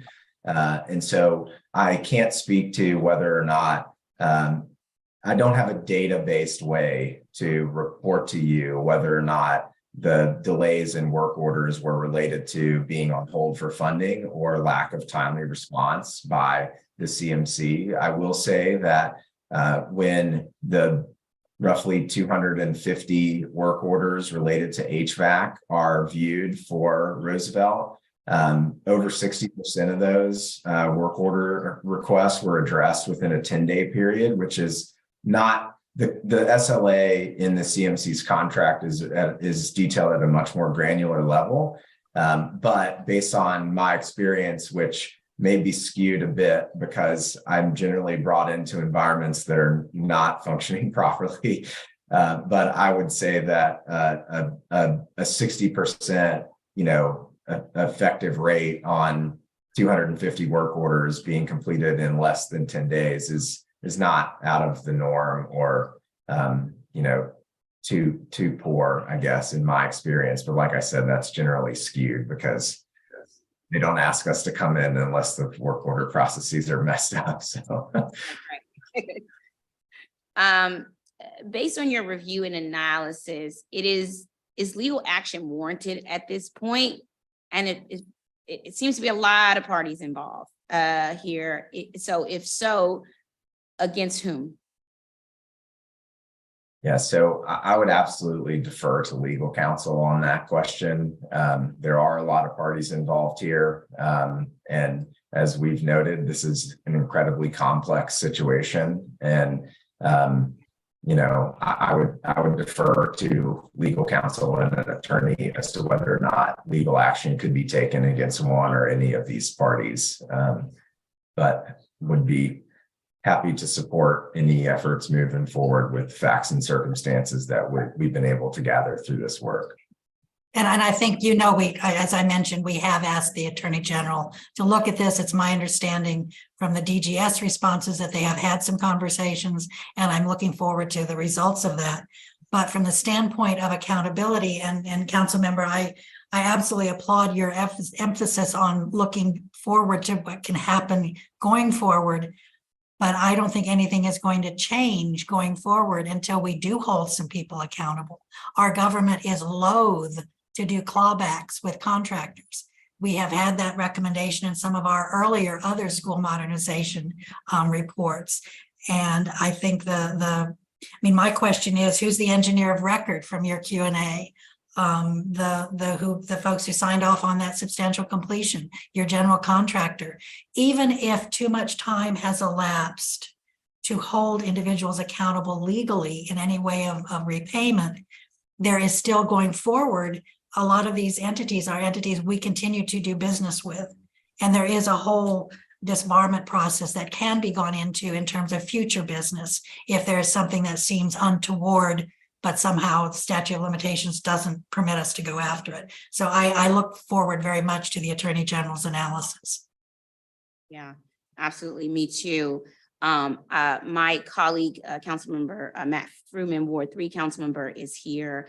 And I think he has a question or two for you all. I'm hoping one of those questions will be about the conclusions page on page 19 and where we need to move forward in future modernization. Councilmember Fruman, are you here? I'm here, but Chairperson Louis George, if you have questions about page 19, I'll wait. No, you go ahead. Okay, great. Well, I just, and if I don't cover that, because that was not where I was planning to go, I just had a couple of questions. I mean, I'm not an expert in this particular modernization, and it's really troubling to hear all of the different things that went wrong in this setting. We're grappling with this, and I know, Auditor Patterson, that you've done reports generally about procurement and modernizations. There's two arms here. One arm is the arm that's doing the major construction, and another arm is the one that's doing the ongoing maintenance, and same agency, but they're sort of different functions. Are there jurisdictions that have been particularly good at doing modernizations that we should be looking to? I mean, our situation is different. We had an aging stock and a lot of modernizations that all had to happen at, it actually took longer than one would have hoped, but a big program. But are there places around the country that we should be looking to as models that have been doing this particularly well? I was directed to folks from the auditor's office. I know that your focus is in on a specific project, but you must see them in a context of best practices in an industry. Are there places that are particularly good at this? I mean, I would hope our RSM colleagues could speak to that, but I can share one small piece of information from one of the earlier reports that we did when I first took this job. And that was, we looked at other audits of school modernization programs in other parts of the country. And one of the things that we found in the state of Texas, as odd as that may be, was incredible savings gotten in their school modernizations by using the same design school after school. This one jurisdiction, I don't even remember which city it was in the state of Texas, built, I don't know, maybe 6 new elementary schools, and they used the same design over and over again, and they got enormous, savings based on scale. That intrigued me. And yet I know as we redo our wonderful high schools, there is a community sense of each one needs to be distinct and different and look different and offer different things. And so that the uniqueness of each one of our fabulous new high schools is part of its attractiveness. So I think we would not, at least for the high schools, consider that. But that was one interesting approach that we found in one report that we did. But I would ask Dave and colleagues if they're aware of any, I don't know to the extent to which they've looked at school modernization programs, but I don't know if you have any thoughts. I agree. Prototype design is an incredibly effective way to reduce some of the challenges with change orders, and but each school is different and preferences for design are different, and some schools that have more historic significance in their programs tend to just be more complicated and cost a bit more, and so all of those factors have to be weighed. In our capacity as auditors, we're, as I mentioned kind of earlier in my remarks, we're typically invited into situations that are broken or that are not, best in class. And so I have worked with smaller school districts that have very strong programs. Some of our clients in our Florida market do well. Brevard Schools has a good construction program. But I've also worked in Texas as well as in South Florida, and have seen some school bond programs that have not been very effective. So I don't really have a great flagship, I guess, council member to share as where you might look, but do echo Ms. Patterson's comments about prototype construction. The private sector uses prototype construction, because they're profit motive, profit driven, and there's a reason for that, because it does drive efficiencies. Prototype construction is interesting. It carries me back to when I was working on the modernization of what was then called Wilson High School, now Jackson Reed. That plan was just, I forget whether it was the Roosevelt or the Coolidge plan, but they picked up the Roosevelt or Coolidge plan and moved it to the Jackson Reed site, and they spent half a decade trying to figure out which way to orient the plan from the other school on the lot. So, and my own personal experience of it it doesn't point to it as the perfect model, but that's just a quirky little thing. So then the other arm is maintenance. And this is, I think that DGS is moving from being the biggest construction company in the jurisdiction to the biggest maintenance company in the jurisdiction. And it goes to the same kind of question about best practices. And maybe some of the public witnesses have testified to this before. There's waste that happens. And so, a model of a certain percent, what are there best practices in terms of maintenance programs that are run around the country? And are we investing at the kind of scale that you would expect for best practices for maintenance in the setting of the District of Columbia? So I can comment on that. Having performed work order and asset management audits at your neighbor, DC Water, they do an excellent job, and I would say have a best-in-class asset management and preventative and work order maintenance program. They utilize one of the premier systems out there, much like Salesforce, called IBM's Maximo. And they have analytics and KPI management that I think would surpass most that I've seen in the industry. And I would say that there are several universities out there who obviously their facility. Oh, you might have frozen up. Oops, sorry. Am I back? Okay. You're back now. You're back now. Apologies. So I guess I got the DC Water point across, and I was mentioning that there are some universities around the country that have very strong work order management.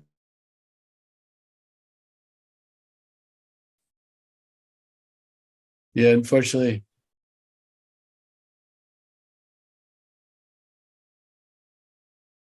Somebody doesn't want us to know the answer to this question.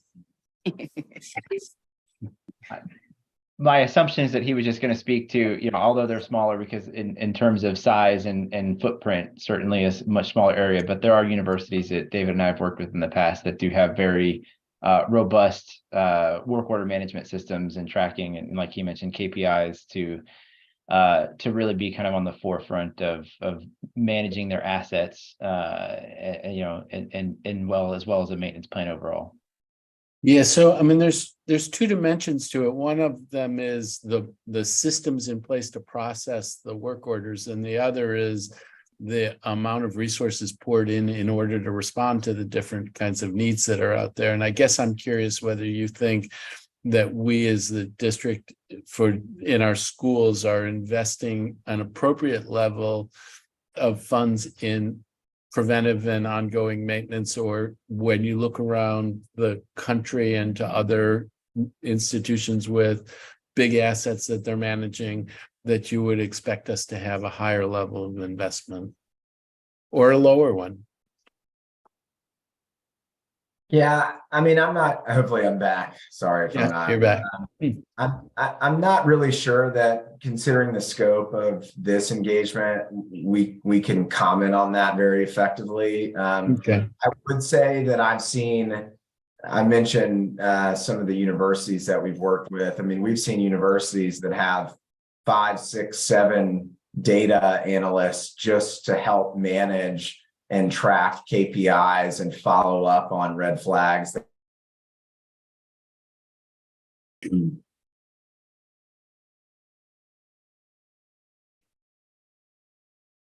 Yeah, lost you again. All right, well, I think those were the two things. I'm curious about things I really appreciate the deep dive on this and the deep dive on our systems, but I'm curious relative to other places, and I think I've followed that string as far as I can. Chairwoman Lewis George, if you want to, I'll step back, and if you want to close out on page, I think it was 19 that you referenced. Yeah, so page 18, 19 have some really, I think, thorough and great conclusions and recommendations for the agency. In respect of time, I won't ask you to go through each of the sort of future recommendations, but I know you've had an opportunity now to see DGS's initial response to recommendations. And I just wanted to get your reaction to some of the DGS's response to recommendations. One thing that I thought was important was creating sort of a standard operating procedure here, but it seems like there's some pushback there. So I just wanted to see if you could speak to some of the areas where DGS responds to pushback and get your sort of response and understanding of why that's a valid reason for not moving forward on some of those recommendations or suggestions. Auditor Patterson. Can you be more specific? I'm not sure which ones you're referring to. So there's a recommendation on page 19 to develop a standard operating procedure, this is a basic sort of, I think, a basic sort of recommendation, and under moving forward. Right. Future modernizations. When I look at it, DGS initial response, seems to be some, I guess, apprehension to developing sort of the standard operating procedure. So I just wanted to speak to sort of why that's important to not only this project, but systemically across the board, why that's something that they need to make sure happens. I think again, what I would mention is what I started to mention before, which is whenever you have an agency say, we can't answer that question because we weren't here, that's when you need standard operating procedures. And to the extent that there is resistance on their part, I think they need to explain themselves. One of the things that we did hear from some of their comments on some of the recommendations was, oh, we're working on that.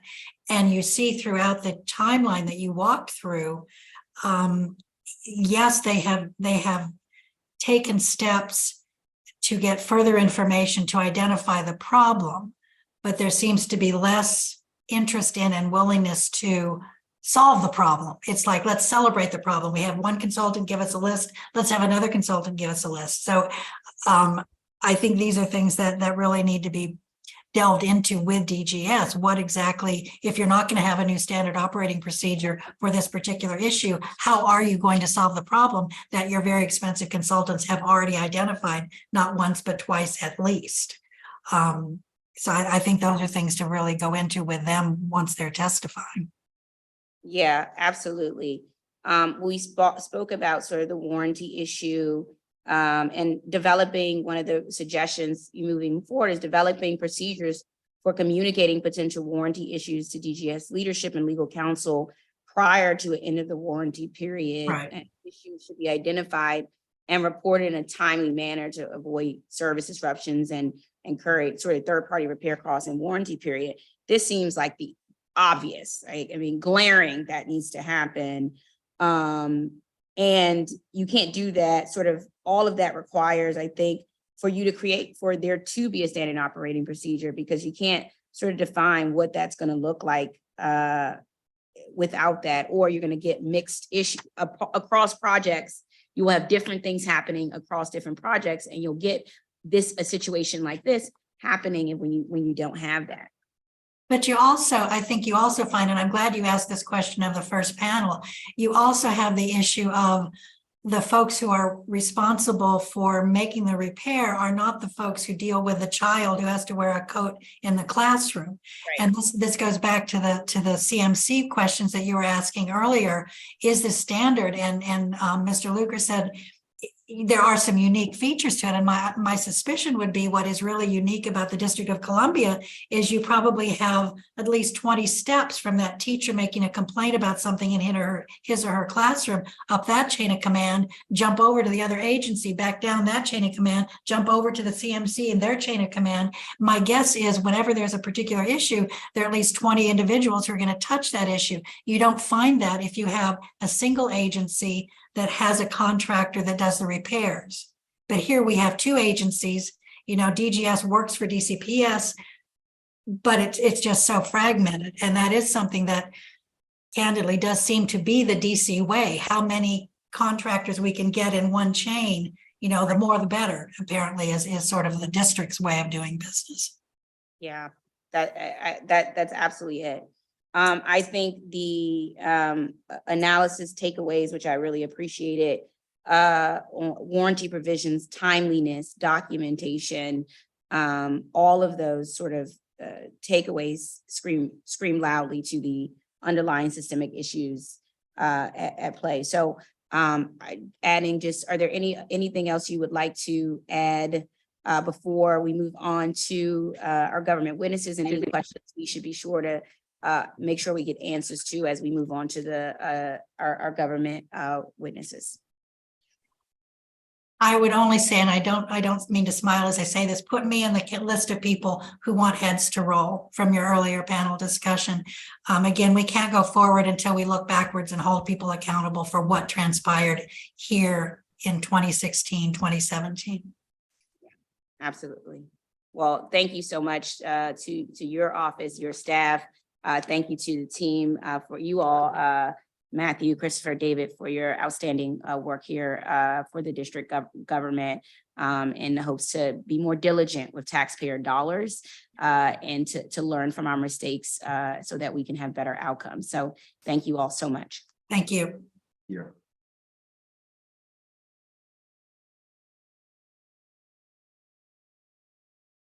All right, I'm going to take a 5-minute break. We're going to begin back at 2:00 with Department of General Services and hear from our Director Hunter and the DGS staff. Thank you.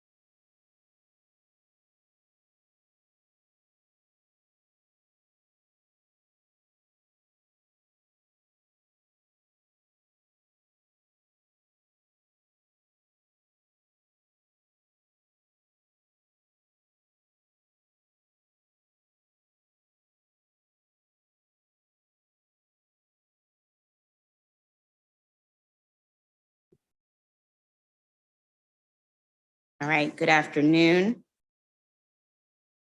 Madam Auditor, I want to thank you again and the RSM team. We are going to move you all to attendees now, but ask that you stand by, Madam Auditor, stand by during Director Hunter's testimony so we can call you back if necessary. Thank you again for your work on this report. We are now moving to the Department of General Services, our government witnesses. I am going to wait until everyone appears on screen. And everyone who will be speaking or giving testimony, once you all are on screen,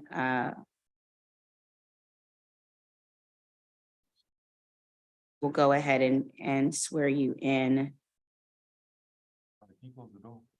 I do see that we have some of my colleagues here. So let me just ask them if they wanted to do openings or they wanted to go if they just wanted questions. If they'd have openings, I was going to tell them to do their openings now if they had them. Councilmember Fruman or Parker, did you want to give an opening before the director's testimony begins, or you wanted to wait until your question period? I'll just do questions. Okay. I'm happy to wait. All right. All right, Director Hunter and the entire DGS team, if you all could raise your right hands and respond affirmatively. Do you swear or affirm under penalty of perjury that the testimony you are about to give is the truth, the whole truth, and nothing but the truth? We do. I do. All right. And council member, there are other DGS panelists that should be elevated. Okay, great. All right. We'll start elevating them, making sure we have everybody. Sure. Available. Deputy Donnie Gonzalez, General Counsel Javier Beltran, Cassidy Mullen, Operations Manager. I believe he was just elevated. So there are several others. Thank you.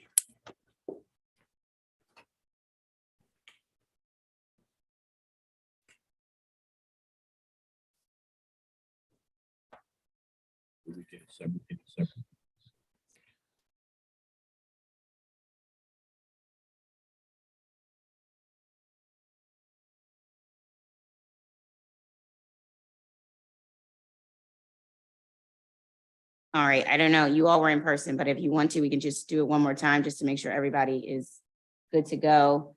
If you could raise your right hand. Is everybody here? Yes, great. Do you swear or affirm under penalty of perjury that the testimony you're about to give is the truth, the whole truth, and nothing but the truth? We do. Thank you. Director Hunter, you may begin your testimony. Good afternoon, Chairperson Louis George, council members, and staff of the Committee on Facilities and Family Services. I am Delano Hunter, Acting Director of the Department of General Services, and I'm here today to present testimony regarding the Office of the DC Auditor's report entitled Multiple Failures Found in Roosevelt High School HVAC System. Joining me today are Donnie Gonzalez, Deputy Director for Facilities Management, Matt Floka, Associate Director of Sustainability and Energy, Jerome Jemison, Supervisory Management Analyst for the first team, Javier Beltran, General Counsel, Cassidy Mullen, Operations Director for DCPS. In March of 2022, the DC Auditor requested an internal audit of the Roosevelt High School Modernization Project. Specifically, the audit focused on DGS's efforts to track and remediate issues related to Roosevelt's modernized HVAC systems. In summary, the audit investigated the modernization's project contracts, warranties, and various operational processes in place after substantial completion in 2016. At the conclusion of the audit in March of this year, the team prepared a report identifying the following three main findings. First, while Roosevelt project did feature industry standard warranty provisions, they may not have been fully taken advantage of. Second, known issues with the HVAC system were not addressed in a timely manner. And third, operational documentation was missing or potentially not retained after the project's completion. With each one of these conclusions has presented an opportunity for the DGS team to strengthen its own internal processes. Several external and unforeseen circumstances collectively contributed to the facility's persistent HVAC issues. I'm happy to report that to date, there are routine repairs that are now in process for repair. I'm here today to discuss DGS's remediation efforts and lessons the agency learned since 2016. First, regarding contract warranty provisions, DGS agrees that carefully monitoring warranties is a critical component of contractor and agency accountability, and that a strong communication across facilities, contracting, and legal team is essential. Roosevelt High School was turned over to DGS in 2016, and the DGS Facilities Management Division, and the project did include an industry standard 1-year general builder's warranty. Throughout the warranty period, DGS utilized this coverage to get repairs completed. In one instance, in November of 2016, the HVAC system manufacturer, LG, replaced a defective unit as a result of the warranty call at no cost to the district. This experience has led to better structuring of our internal processes. Our teams are working to better integrate warranty provisions into our Salesforce work order system. The improvement will allow staff across DGS to quickly identify whether a work order or call for service can or should be related to an existing warranty. Regarding the auditor's concerns around the timeliness of DGS's actions, the agency agrees that repairs should be completed promptly, particularly for critical systems that directly impact school operations during times of instruction. Although multiple factors can contribute to the overall duration of a repair, including system complexity, lead times, and procurement requirements, DGS is closely coordinating the activities of its capital construction, facilities management, and contract and procurement divisions to ensure every action from routine repairs to major projects are completed as quickly as possible. To highlight this, in addition to strengthening the tracking and documentation of warranty-related work orders in Salesforce, this summer, we will expand the amount of preventative maintenance and proactive repair data collected and stored in the platform. Through the council and mayor's continued investments in preventative maintenance, we have been able to inspect, evaluate, and maintain more HVAC equipment at increasingly higher intervals. Lastly, DGS agrees that document retention and manufacturers' recommendations are of the utmost importance. The agency is committed to continuing to improve methods for electronic document retention and management. To promote greater transparency, the agency is working with the Office of the Chief Technology Officer to ensure greater accessibility to contract information through the DGS procurement webpage. Currently, DGS is migrating from a third-party platform to district-owned platforms. We anticipate this migration will be completed by the end of the month. DGS will also continue to promote and improve retention through its project team and Salesforce platforms. Electronic access to documents will help minimize information displacement and provide quick access when needed. In conclusion, building on the lessons learned from the auditor's report, DGS is committed to strengthening processes that promote a more successful building turnover following any new project within our portfolio.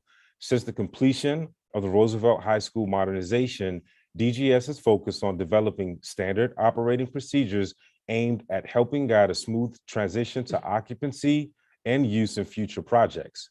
Our team's enhancement of Salesforce to now include management of warranties and any related services, combined with more direct contractor access to the platform, ensures that DGS has a tool to accurately report and track both DGS staff and contractors. For example, we are currently tracking within Salesforce 64 open warranty-related work orders. This shows that we are committed to maintaining a system of record and to transferring knowledge in the form of documentation and training upon completion of any given project. Additionally, having the data in one location allows us to analyze trends of systems and components that have repeat work orders during a warranty period. We appreciate the opportunity to share what is occurring at the agency and plans for continuous improvements, and we look forward to continuing our collaboration and partnership with the committee. This concludes my testimony, and we are happy to answer any questions that you may have. Thank you. Thank you, Director Hunter. I want to begin. I want to start. I think I hear what you're saying about where you are moving forward, but I want to go back here and I want to start with a step-by-step review of the timeline of events section of the report, which is on page 10.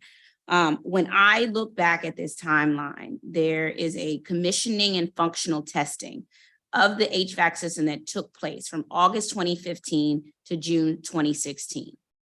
That report says issues with the HVAC system were first observed and documented during the construction as a part of the commissioning and turnover process. During testing, the commissioning authority identified leaks and compressor issues and problems with the building automation system and integration. I guess I'm trying to understand if that is what the report said, right? And issues were already identified. Why did we proceed when there were already all of these issues? Sure. I would like Cassidy Mullen to talk about the commissioning process, and then Matt will discuss some of our efforts to remediate these issues immediately and that ongoing work. Yeah, so a commissioning process is essentially we hire a commissioning agent to ensure that at the base level that the building is and the systems in the building are operating the way they were designed. It's a third-party agent. It's not part of the general contractors team in order to basically have a, unfiltered, unbiased assessment for the district. That is a process that starts early during construction and typically runs through the end of construction and sometimes even after, occupancy, depending on the size, complexity, number of issues, a whole host of factors. In this particular case, I know there were I believe 4 identified items that were still outstanding as of the date of the report. And while I think in our responses, a couple of them we did know that they were of high importance. These were more, this is a indicator more of the issues that the building operations team is going to face, maintaining the building. So for instance, the BAS system, if the system is not communicating correctly with the units themselves, it's going to be much more difficult for a building engineer to maintain the building, because instead of having a display at their computer in their office showing which rooms are of correct temperatures, which are heating or cooling correctly, they're going to have to go to each individual room to perform an independent assessment. So that is a major inconvenience to people. But I do want to clarify that when we said some of these were of high level of importance, it was nothing that rose to the level that this building is not safe or to occupy. So I want to make sure we differentiate between, or I differentiate between those two conditions. So are you saying it's normal practice to continue when the commissioning agent notices issues that are of concern like this? I'm not sure I understand that. I would say in this particular case, the project management team would have made a decision that these items, while they are important and they need to be addressed. So I don't think we are minimizing the fact that they are, they shouldn't be addressed or shouldn't be remediated. It was nothing that rose to the level that the building is not safe or able to be occupied by students or staff. I guess, well, so here's because the definition that I have for substantial completion is the construction installation work have been completed with only minor punch lists remaining. But also it says the construction and installation work have been completed, all operating and maintenance things are there. And the project is ready for the department to use for its intended purpose. I guess HVAC, a system not communicating would mean it's not ready for its intended purpose. Am I wrong in that assessment? There's not a perfect yes or no answer to that. I would say that we noted that the system, like the issues are very important, so they need to be corrected in a short amount of time. But our assessment also at the time was that that this doesn't raise the issue that we need to, prevent the building from being occupied or say this building is not safe to be occupied. So the system was, for all intents and purposes, working at that time, because the report identified several issues that they had encountered and the contractor's efforts to fix them or mitigate them. But there were these outstanding items that we noted, and the report noted that that DGS still needed to address through their general contractor. Okay, now I appreciate you describing the commissioning agent as the third party there. Who was the commissioning agent for this project? The firm was Liberty Engineering.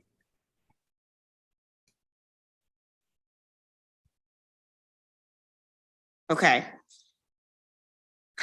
Now, Liberty Engineering, they issued their final report on September 20th, 2016, which noted, again, several ongoing issues. The RSM report says most issues were remediated prior to the issuance of the final report and apart from 4 key issues. We asked in our pre-hearing question number 2 about the severity of these issues, and DGS said 2 were of high significance, 1 moderate and 1 minor. Can we focus on the 2 high significant issues as of September 26th? So first is that building automation system, the communication issues with the equipment, and the BS, and the report found the BS does not directly control the variable refrigerant flow, or VRF, making it difficult to control. Operators would have to be in each individual room to understand if the room is being heated or cooled properly. Why did we proceed with this issue outstanding? I'd like to maybe just add that the BAS system we're talking about is just one component of the overall HVAC system at Roosevelt. There are other heating and cooling systems that were fine at the time of turnover. The BAS system, in this instance, you can think of it as an overlay of what the VRF system is started up to do. And just because that workstation, that software, is not directly controlling the VRF equipment, that VRF equipment is still programmed locally to heat or cool based on set points that reside in the thermostat on the wall or in the controller that's in the unit in the room. So just because I can't sit at a workstation and make a tweak to a classroom on the 3rd floor, doesn't mean that the BAS system that's locally on the 3rd floor isn't doing what it was essentially designed and installed to do. No, it makes it. It makes it difficult for it to have. You're saying, I hear what you're saying, which is a lot harder as the operator. You have to walk around. Correct. It makes it it would make it harder for the operator to actually be able to do that, for each go to each floor and do that. I want to ask about the solar heating. Second was the solar heating system had installation issues, which could lead to the system not operating or cause it to fail later, requiring greater maintenance. Again, why will we proceed when we know this is an ongoing issue?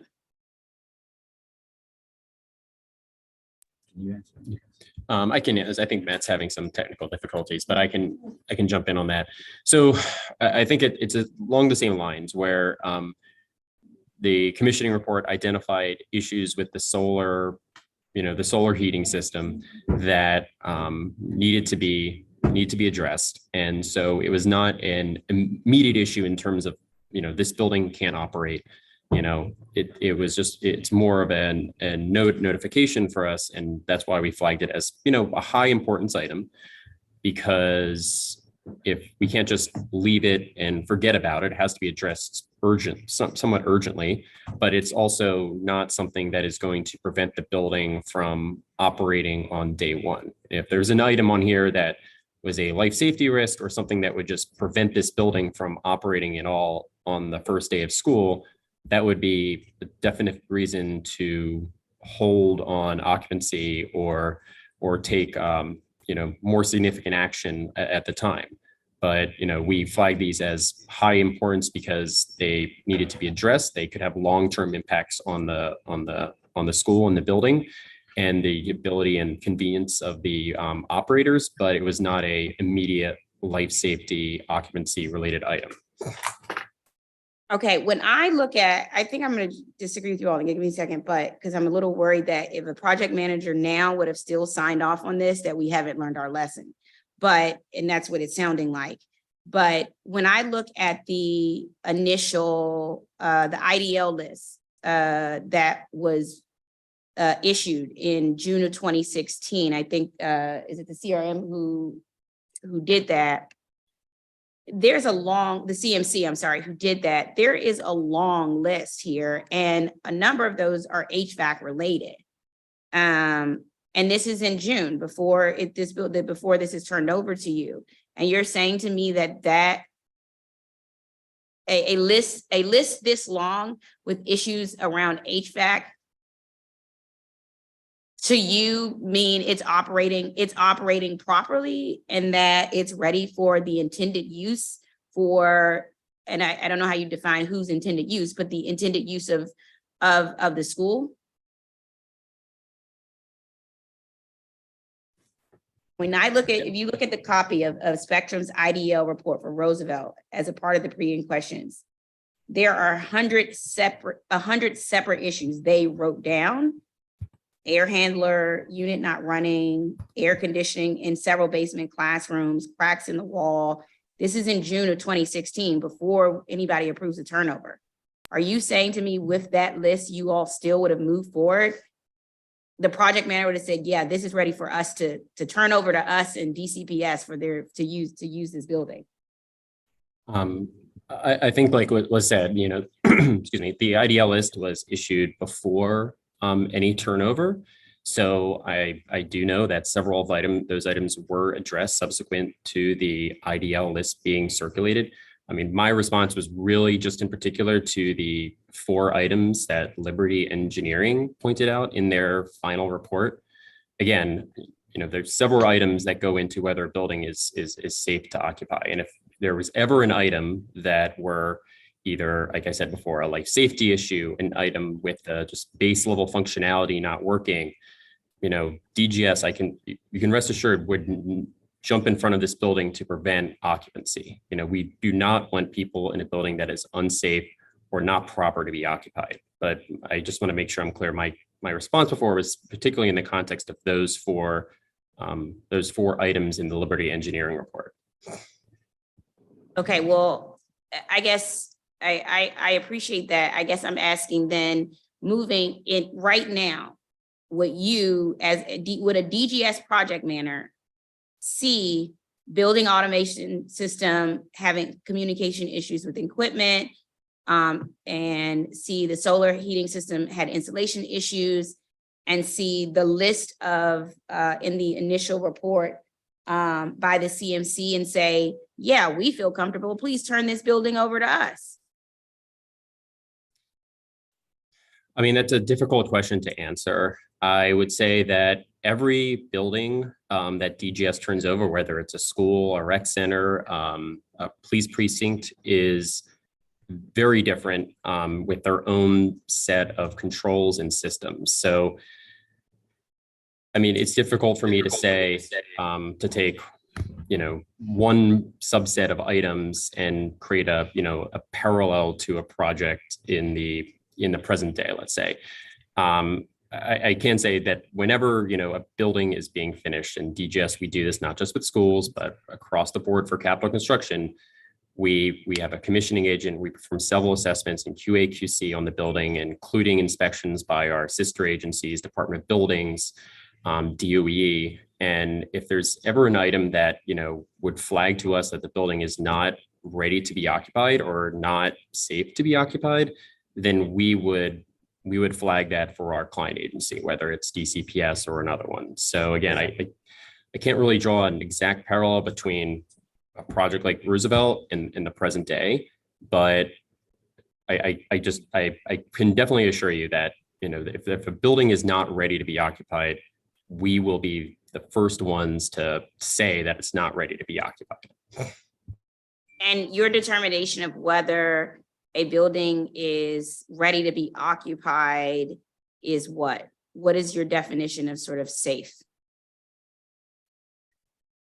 Whole laundry list of items. Again, I think first and foremost, I think safety and security of the occupants is top of mind. So, does the building, especially for a school, does the building lock correctly?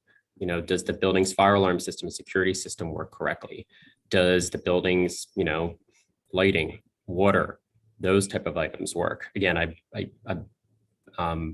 do we have, a mechanical system that, heats and cools the building? And again, going back to what I said and what Matt just said earlier, again, like these items with the BAS system and communication issues, we acknowledge it was an issue. We're not trying to sweep it under the rug and say that's not really a big deal. I mean, that's why in our pre-hearing responses, we noted that it was a high importance item, but it was the system still functioned, the system still worked. The rooms could still heat and cool. It was more about the communication between the computers in, the workspace of the building engineer communicating with those units down the line, down in the classrooms. And I'd also just quickly on the timing between those two reports that you mentioned, right? The IDL list that was generated, that long list, that was in June, right, of 2016, and then the Liberty Engineering report was later, right? And it said here are 4 ongoing issues that we're aware of. So that that span in time, we were able to take almost all of the issues off of that IDL list from Spectrum, and we're left with these 4 issues that Liberty identified. I think it was later in time. I think it was in September, if I'm not mistaken, when that report from Liberty was. So there was a gap in time there where work was happening. Okay, I'm going to come back here, but I want to give my colleagues a chance to hop in here because I still want to come back to, I'm still at the beginning of this process and I'm a little concerned in responses to what would happen further in this team that approved this. Councilmember Freeman, I want to recognize you for a 10-minute round. Thank you very much. I think I'm going to take a pass on this round, and my questions are going to be less focused on this project and more generally. So I'm going to let you stay out of the way while you focus on this project.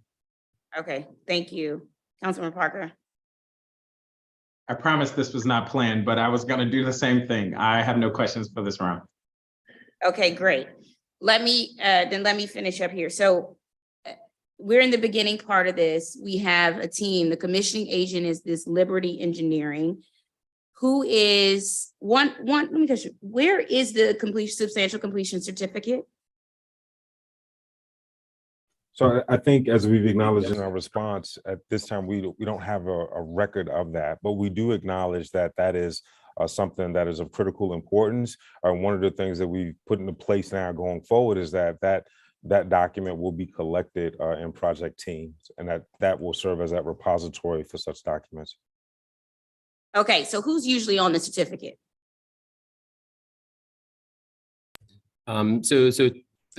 So typically on a certificate of substantial completion, and there's no one, idealized form, but typically it is a document that's signed off by the owner, which in this case would be DGS, and the general contractor at a bare minimum. In the current DGS, turnover process, there are 3 signatories to it. One is a representative from the project team. One is from the builder side, and a third is from our turnover manager. And that's done to ensure that not only are people in the building working or learning, but that all the requisite documentation and information has been also turned over to DGS, and therefore be able to be turned over to our facilities division as well. Okay, so let me ask you this. I got the commissioning agent, who third party was Liberty. Who was the project manager at DGS at the time? So at the time of this project, the project management was done by McKissick and McKissick, a contracted PM firm to DGS. Okay, who from DGS was responsible for construction turnover? Turnover process, I will have to confirm that. I think at the time, Okay. it was the project manager. But since then, we've put into a turnover document. We've made that responsibility the turnover manager's responsibility. Okay, let me ask you this. I'm trying to figure out who was there at the time that thought it was okay for us to turn over with these persistent issues. So it sounds like we have Liberty, who's the commissioning agent. Do we still use Liberty? Is Liberty still on our modernizing contracts right now?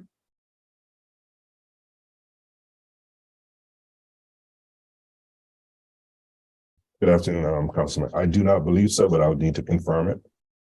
Okay, is McKissick and McKissick, I hope I'm saying this right.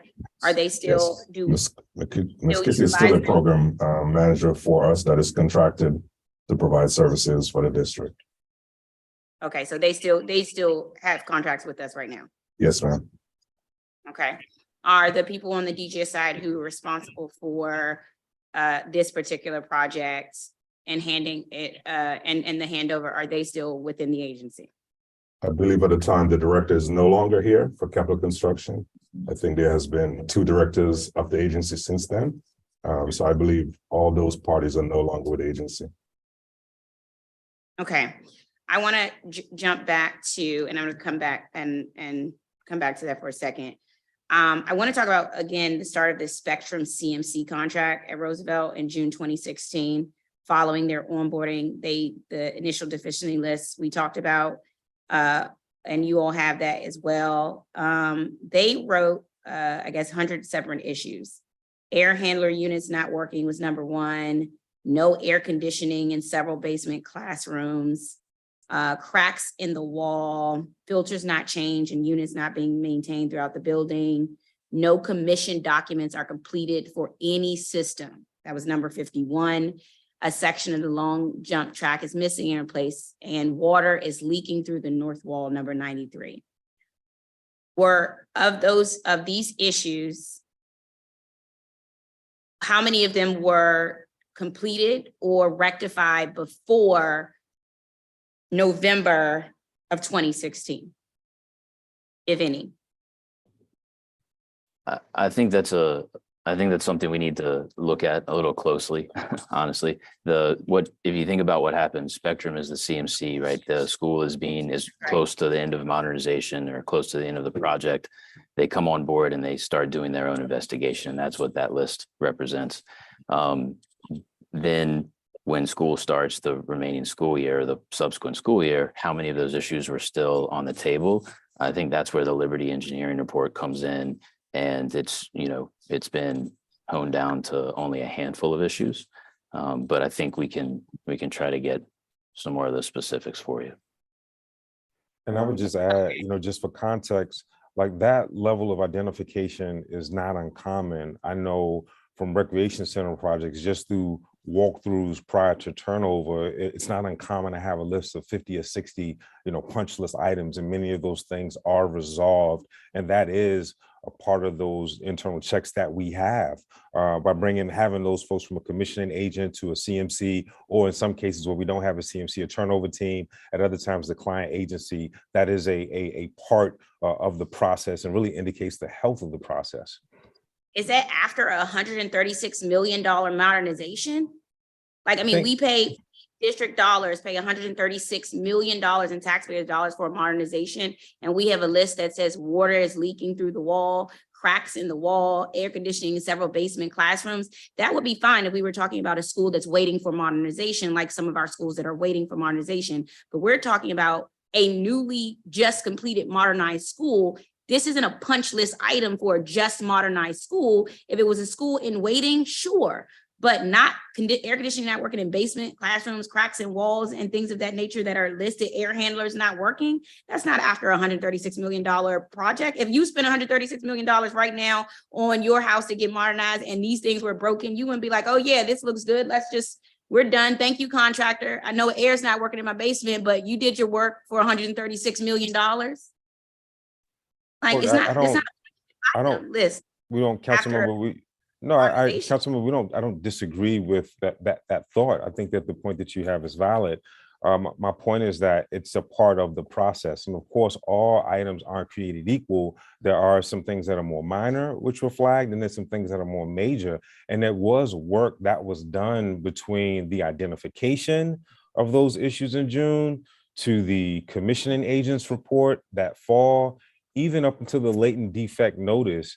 The agency was working very closely with the general contractor, the CMC, to make progress on a number of the issues that were identified, and that process was ongoing. No one here is pleased with, the Roosevelt in its entirety, but what you saw is continuous work. Even some of the things that were noted in the auditor's report, of the $2 million that was expended, those were not district tax dollars. Those were dollars that was paid on behalf. Those were dollars that were paid outside by some of the vendors to remedy some of these issues. So what I'm just trying to emphasize that at no point was the progress, like things were just static and nothing was done.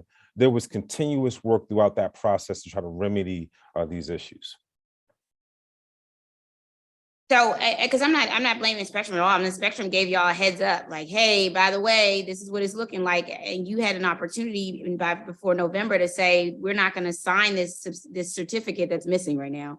This certificate of substantial completion. I just want to know why DGS didn't take the stance. We're not signing the certificate of completion because we don't believe this is substantially complete with the list of items that have been identified, but from both reports. I guess that's the point I'm trying to understand.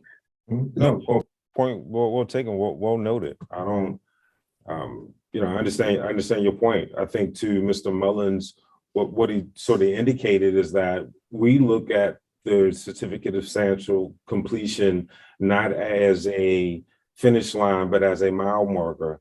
And that work continues during the warranty period. And if issues are flagged during the warranty period that extend beyond that, that work still continues. So at no point, have we ever considered this project as completed? We're always working towards a resolution for those items that have been identified. And if you don't mind me, sorry, Councilmember. If you don't mind me jumping in, I do want to also just emphasize that the that deficiency list report was issued in, I believe it was June, and substantial completion, although yes, we admit we have not been able to locate a copy of the certificate, was in November. So there was a 5-month period where a lot of remediation work and mitigation work was done inside the building. And so was it actually done? And you said you didn't know earlier when I said, were those punch items completed? You all said you didn't know, you have to let me know. I mean, because it would make a difference if between June and November, those things got completed and that's why you felt comfortable. But all reports say these ongoing issues were persistent through 2022. So that's either the punch item list was completed or there were persistence issues through 2022. So I guess I would say that if that list of issues, that 100+ issue list was sent to us in June, and the contractor, any contractor, not just this contractor, approached us about signing a certificate of substantial completion, our answer would have been no. We didn't sign off on substantial completion in June. I think substantial completion was in November, and I think that was indicative of, at the time, the project management team's assessment that the contractor had made sufficient progress on either punch list, the IDL list, or what have you, to confirm that the project at that point was substantially complete. But I would add to, like as our director just indicated, substantial completion is not the end of the project where we walk away, we send all the money to the contractor and we forget about it. You know, there is still a long punch list, you know, a repair process. I think we mentioned multiple times that, you know, the contractor is on site doing. Then we have, I agree with you. So then we have the warranty period, and let's go there, right? Because you're right. Maybe some of those items were there. You signed, let's get past, you signed the certificate, although I think that was it.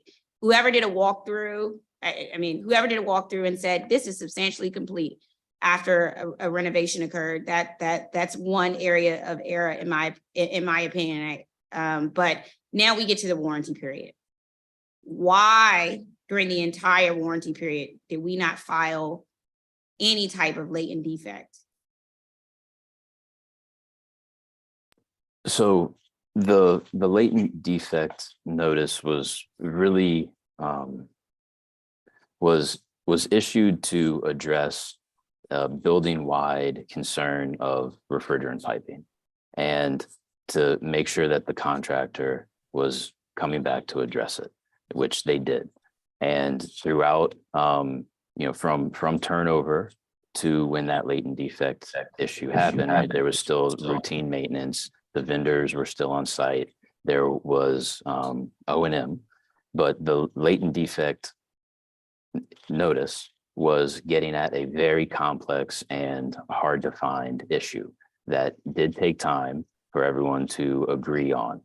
The leaks that were contributed to the refrigerant piping throughout the building, they were not evident on day one of occupancy. So it did take time to look at all of the different systems. I mean, there's over 174 different zones in Roosevelt that need the heat and cool, and they're all working together. It's a very complex system. So the latent defect was really the summation of everyone's, yes, agreeing this is what needs to happen, and the contractor needs to come back and address it, which they did.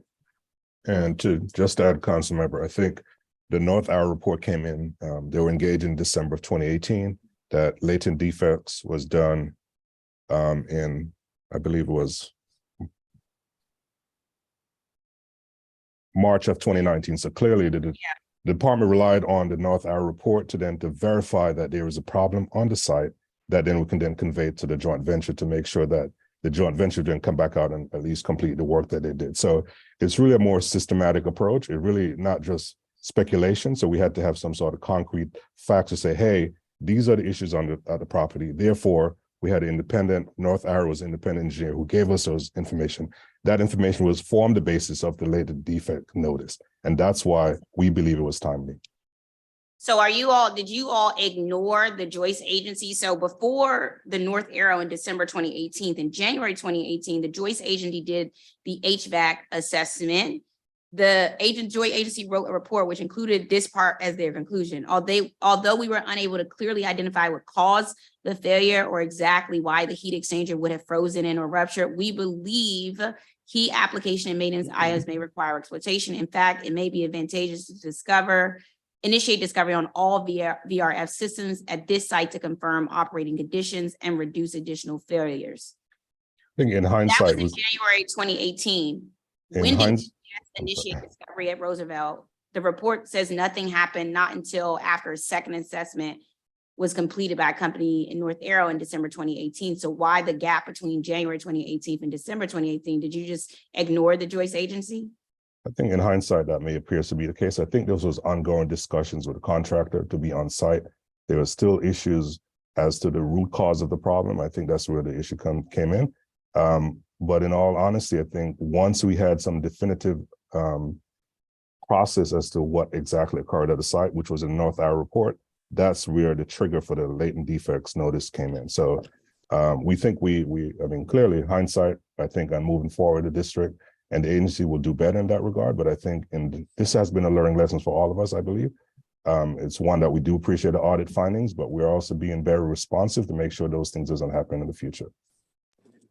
Yeah, I think I agree with you. I don't know when. What I'm concerned about is when the alarm bells start to go off, and whether you all. I'm trying to get a sense of whether you all think it's alarming or not, because I'm worried it's going to repeat itself if you don't find it. And that's why I said it is. You know, looking all of.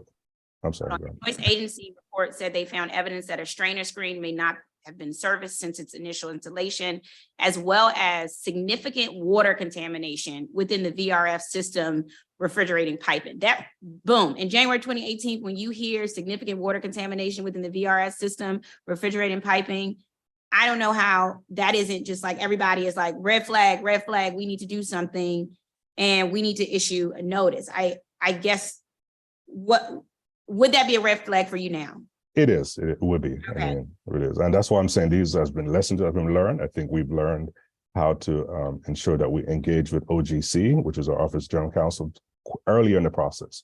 I think we've shown that since our last experience with East Potomac Park, we've made substantial gains in that regard, to be more timely in that regard, as far as putting contractors on notice when there's defects or there's issues with their work. So looking back, this should have been something that we should have been more timely on, but I think we've learned our lessons from that and we move forward in the right direction. North Arrow, speaking of that, you all, I appreciate that. North Arrow sent 13 recommendations to DGS at the conclusion of their assessment. And talked about a number of things, but one part of the report that was just interesting to me, and we heard the team talk about, was what happened with Limbach using brazed joints for mechanical couplings as a method for joining the piping in the VRF system. How and why did Limbach substitute brazed joints for mechanical couplings as a method for joining the piping connected to the VRF system? Because that right there is also should have been another like red flag waving. Since I'm not an engineer, I won't even guess on that. So I'll defer to my colleagues who are better, more suited to answer that question. So the real answer to that is the compression, the mechanically joined refrigerant fittings are easier and faster to here, actually, sorry. And we have an example because we've been talking about it here in the office.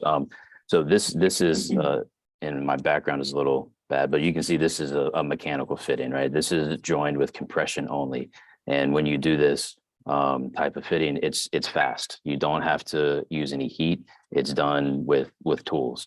And on a school project that has large school project that has a tight time frame, the decision to make this kind of joint that can be done quickly without any brazing or heating or anything, I can sympathize with the team wanting to do that. This technology is still in use today, but DGS does not use this, right? So that's one of the lessons learned that we're kind of talking about. The ultimate fix was this pipe, which is essentially a brazed connection, joined together with heat and a material in the joint, as opposed to just mechanical fittings. And there were thousands of these replaced all throughout Roosevelt. It was at the time what everyone thought a smart decision in light of the information that they had. But it turned out to be one of the major failings at Roosevelt. And I think it's also important to note that it didn't fail all over the building at one time, right? It wasn't like after 3 months of all of the systems being under pressure, all of these, across the miles of refrigerant piping in the building started failing. It was cascading and happened at different times. And even up into the latent defect notice, when the vendor came back to replace all these couplings, there were still VRF systems with this compression fitting operating in the building without issue. So it was a long decision, but it was obviously the right decision to switch everything out. And I think this is behind us. But again, the vendors at the time wanted to do it for Efficiency, quickness. to save time, to get the project on efficiency. Okay. And LG originally said no. So I think just for the timeline, Limbach, who is the mechanical subcontractor, is I don't want to go too in the weeds on construction process, but during construction, the contractor will provide some middles, of the specs and what they're planning to install to meet the designer's intent. And Limbach had proposed this mechanical coupling that Matthew just showed as an alternative to what was originally specified. And there was a lot of discussion and back and forth on this, but eventually the engineer of record agreed that this was a permittable substitution. As Matt mentioned, this is a type of coupling that is used in construction today. It's not a out of this world technology, but in this case, I think it was a business decision that was made to save time, because these are projects that are on incredibly tight timeframes. But I think we freely admit now that it was an incorrect decision, Right. and that as a result, we issued the latent defect notice, and the contractor came out and performed basically a full replacement of there's probably several thousand of these couplings throughout the buildings. Are all of them now replaced at Roosevelt? Yes. Okay. And when you say engineer of record, are you speaking about a third party or engineer of record within DGS? That was the engineer of record that was hired by the architect engineering team that designed the building. Got it. Okay. And who was the engineer of record?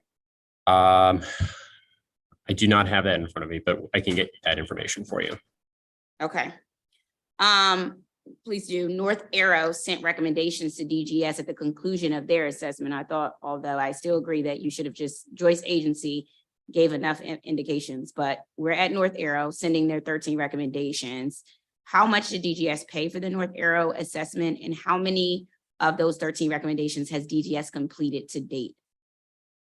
I can answer to the cost. It was $100,000, but I'll defer to Matt or to Cassidy on the assessments. I believe only two of the original North Arrow recommendations are still outstanding, and we're very close to addressing them. But the major, the recommissioning of the VRF systems, the maintenance documentation, how we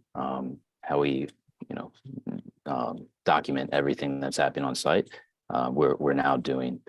So really, it's just down to the enhancement or upgrading of the BAS system that we're still working on. Okay, so that was in December 2018. When it came out was when the HVAC that came out. So we have two more outstanding items as of May 2023. Yes, ma'am. That's right. Okay. I want to ask about the latent defect notice. We're finally here. You're finally issuing the latent defect notice, which should have been issued, in my opinion, more timely and earlier from the beginning. But let us move past that piece. What is DGS process for deciding to issue a latent defect notice in March 2019 against Smoot Gelbane? And why did you all issue this notice?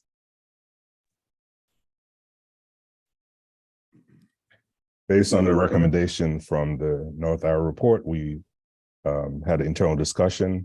We wanted to make sure that we're holding the builder accountable, and based on that assumption and that discussion, we issued a notice to the Smoot Gelbane joint venture. Okay. In response to pre-hearing question number 36, DGS said this is the only latent defect notice a DGS contracting officer has ever issued. I find that hard to understand how that's possible. And for me, it feels like that means that we are not doing our due diligence in following up on warranty across the board, not just in this issue. Why is that? Well, I see it differently. I think we're doing a good job. That's why we have not been able to issue another latent defects. I think the point is, based on that experience, the agency has become more proactive in, sorry, my apologies. I can't. Go ahead.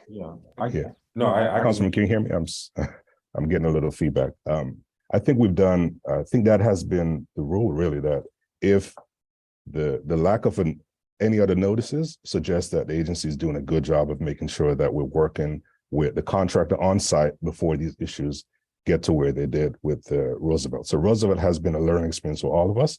And I think we've learned our lessons from that. And that is why we do not have any other notices to this point. We think we have engaged much more with our contractors before turnover. And I think that's really where the process has improved since 2018. And that is kudos to the agency being in a position to recognize that there's a problem and we fixed it. And that's why we believe that we're no longer seeing those issues with the slew of contracts that we deliver. I mean, in schools, we deliver Banneker, we deliver, these major schools that we don't have this issue that we've had at Roosevelt. And that to me is a testament to the agency being more proactive in getting these issues resolved quickly.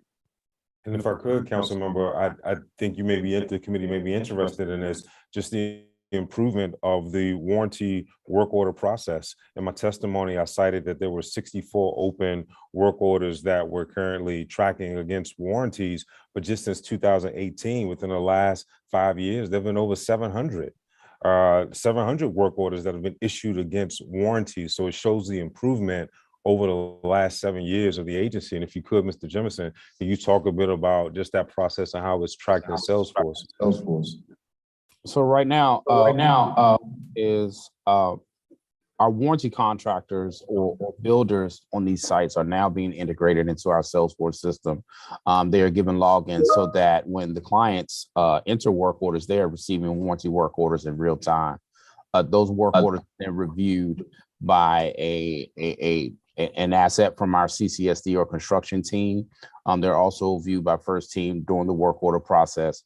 If they are vetted in our actual work orders, the contractor or the builder is then dispatched to address those work orders in a timely fashion.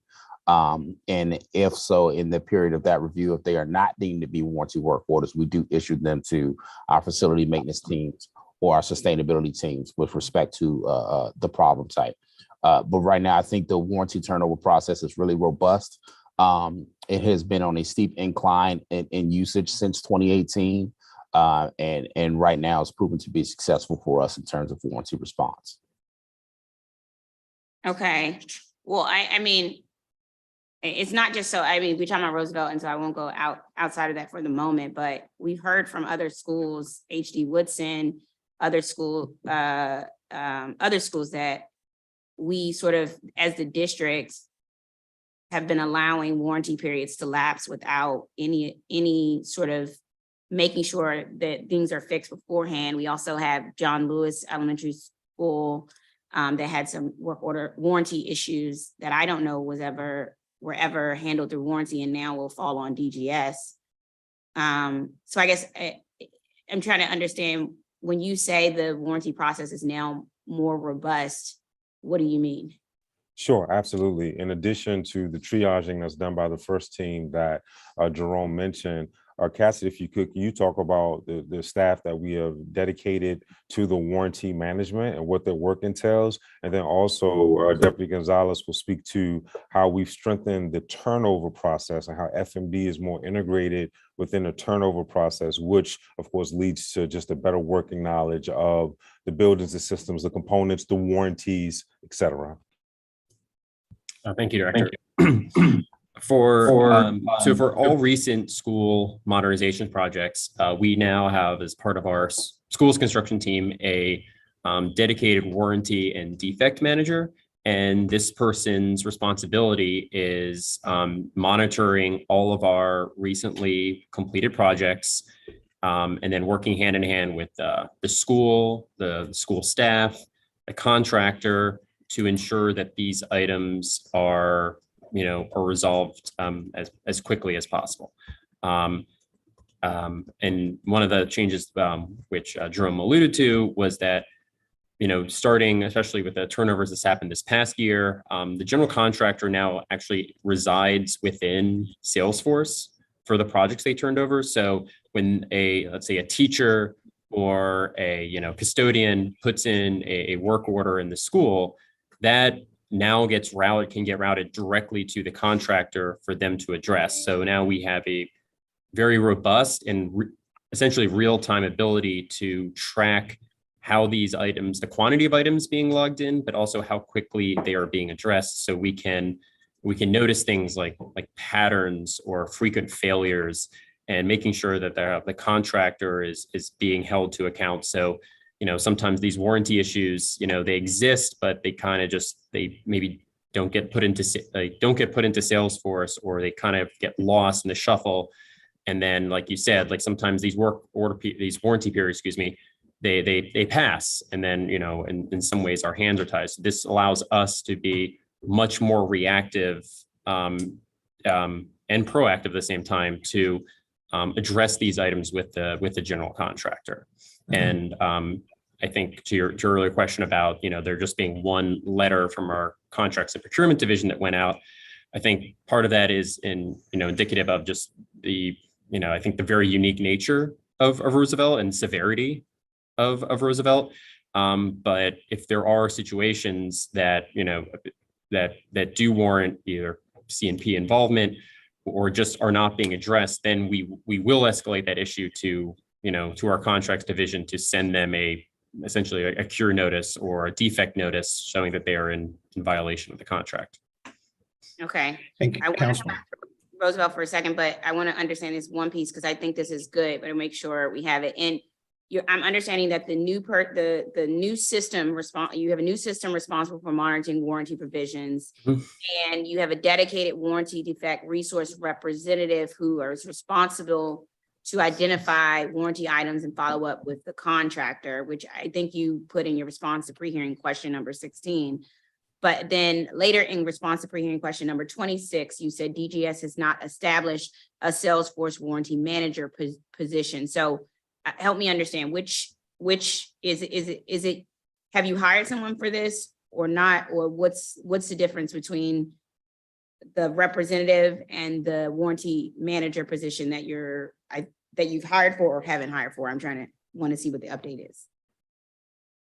Sure. So I can let my colleagues elaborate on the Salesforce warranty manager, but we brought this position in at this time for schools projects because I think most people can acknowledge that on the routine day-to-day basis, they are by far the largest and most complex buildings that DGS turns over. And one of the issues that we found as analyzing projects like Roosevelt and others is that it was almost like a bandwidth type issue where these schools are extremely large. They're sometimes, in the case of Roosevelt, several 100,000 square feet in size, and but we have project managers who are not only responsible for turning over the past project, but then they have another set of capital projects they need to turn over with their own requirements and their own deadlines. And we also have a facilities division that is also, very responsible for just, maintaining the building on a day-to-day basis. And so we felt it was advantageous to have a, resource for these schools that could basically get in the weeds in Salesforce and with these individual projects and highlight these items and be able to concentrate on these warranty items so they didn't, as I mentioned earlier, fall by the wayside. In terms of, I think the question about the Salesforce manager, I think, I don't know if Matt Jerome can on that. I think on a Salesforce side, we have First Team. First Team was not in place when this was occurring, and so they're playing the role of the initial triaging of the work order and identifying when it's a warranty related item. Before issuing it to the program division to execute. Well, y'all putting more on the First Team. We didn't have multiple hearings. The First Team got a lot of responsibilities. So you're putting this responsibility also on the First Team? It's a part of the initial triaging. If a work order comes in, it's simply as part of the triaging process, looking at that work order, bumping it against the warranty. The warranties that are in place. Is First Team a warranty manager? Because First Team also has to disseminate a bunch of things. Like they have to decide, as you know better than me and anyone else.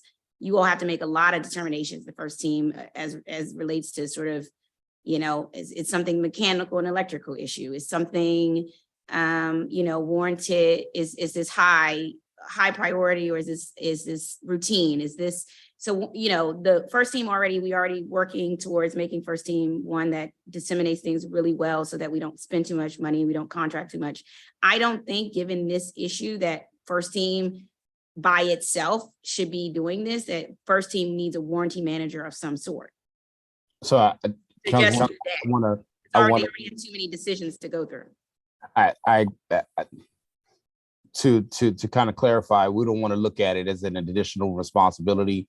A work order comes through the system. We are positioned uniquely between the build, maintain, and sustain divisions inside of DGS. So when those work orders come in for a recently completed project, we have visibility of constructions projects and their turnover processes, just like we have visibility of maintenance teams responsibility. So if a work order comes in, say from John Lewis, or in this case, a Banneker, those are newly modernized and turned over buildings. Our system already indicates for us that that building still has some warranty items that need to be addressed. So when that work order comes in, it is automatically sent to our warranty work order team. We're not actually disseminating whether or not it is a warranty related item. What we're doing is making sure that the assets that capital construction has in place and facilities has in place are aware of those warranty related work orders. They do the work. We are here to make sure that they receive that information in a timely fashion. Okay, I'm gonna come back to that, but I think I would say that it is of a nature, especially warranty particularly, is of a nature that I think first team needs someone who is specifically dedicated to that piece and can communicate with the other parts of DGS that may need to take action. But we can continue on that piece. I want to go back. We issued a latent defect notice for Roosevelt, and issues have continued since the latent defect notice through 2020, 2021, 2022, and now into 2023. My office was in touch with the school this week, and they heard they're still dependent on window units and spot coolers to maintain a functional temperature. They currently have over 20 spaces, classrooms, and hallways that still need spot coolers and windows units to be delivered and installed. This is, again, after spending over $130 million on a LEED certified building, that we're having to depend on spot coolers and window units just to make the space comfortable. This week, they have nearly 200 work orders still open. So I think this is very much still an ongoing issue, but it feels like it's been a constant since 2016. Please explain to me sort of what's the status of this latent defect notice? What was the impact of that notice, and why are we still here in 2023 with the same issues? In 2019, the summer, Roosevelt shut down for the summer to rehab the HVAC system in 2019. And here we are still in 2023. Help me understand how we are being, how we have been effective in issuing this notice and ensuring that we are made whole as a district, and that the conditions of our classrooms and hallways for our teachers and administration is actually, the result is actually happening, which is them being able to learn in a cool or heated environment, however, what they need. So first, I want to correct what I said earlier about the first North Arrow report, because there were two North Arrow actions, and I'm getting them a little confused. But the first one, that North Arrow, their assessment that they did in late 2018, we have completed all of the issues that were in that report. And that report, combined with the latent defect issues and some of the information that was gathered on site between the Joyce Agency report and the start of the contractor coming back, that time and that report addressed the main cause of the issues at Roosevelt, which were these leaking VRF refrigerant lines. And now that that's done, there are definitely issues on site that we're working through, but they're not directly attributed to the work that was done and identified within the North Arrow report. All of the leaking refrigerant lines are behind us. And now what we're doing is essentially just routine O&M on site. That is just to say we're in a much better spot than where we were. One of the problems that has persisted is this BAS, this lingering BAS issue. But in that instance where that's the piece of the second North Arrow retro commissioning guidance that we have still to execute. And the issues that are prevalent at Roosevelt today are due to the BAS connectivity upgrades that we have to make, and a condensing unit that actually had a small electrical fire. So So let me get it straight. Remember we were talking in the beginning, the BAS, the connectivity issues we know has been cited as far back as 2016. And I said in the beginning, you shouldn't have turned this building over with the connectivity issue there. And you all said, well, no, I mean, it doesn't mean the building doesn't, it can't be occupied. If you wouldn't have turned the building over because of, as this is one of the cited issues, would we be here today? I don't think you can draw a line between the two, because the upgrade that we're doing now is essentially it's a technology that wasn't available until maybe a year and a half ago. And the system that was installed at Roosevelt, you weren't able to pull all of the what I call service level data out of the units remotely. So no, I don't draw a line between that first, BAS overlay and what we're doing now, even though they will, this upgrade will, will address that. Go ahead. I just think that the issues that are on site now, they don't have a direct link between to this VRF coupling and all of the problems that were identified in the Joyce Agency and initial North Arrow report. How not? So again, the two main problems that we're seeing at Roosevelt today are a condensing unit that affects multiple classrooms, because the VRF system is a loop that runs through multiple classrooms, and there's, I think, 20 of them. And one of those VRF systems, a board inside of it caught fire, and we replaced that unit, and there were some things downstream of that unit that were also damaged that we're also replacing. So the outages right now are due to that electrical fire that happened in the condensing unit. And the BAS upgrade is going to remedy some of the control issues, right? Because right now you still have to have that operator running around making individual local changes, and we're going to be able to fix that so he can do that in a much timely issue. But the issues that are at Roosevelt, it's not due to the base failure of the refrigerant piping.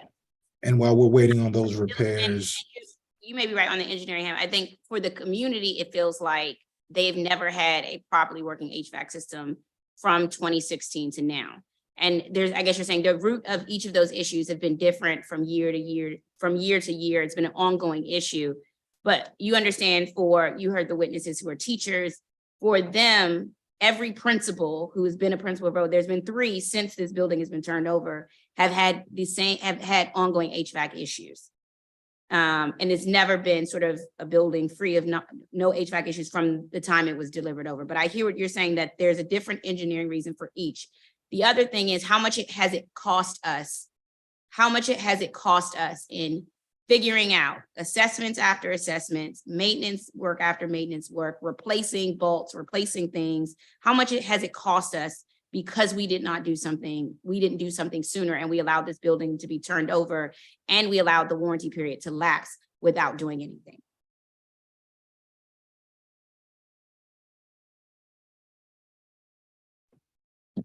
So I think the major cost here is really was really taken on by the vendor coming back and replacing all the couplings.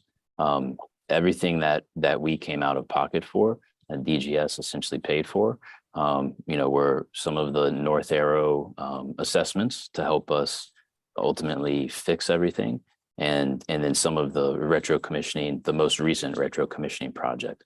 But I heard it was brought up, why did you guys do a second retro commissioning with North Arrow?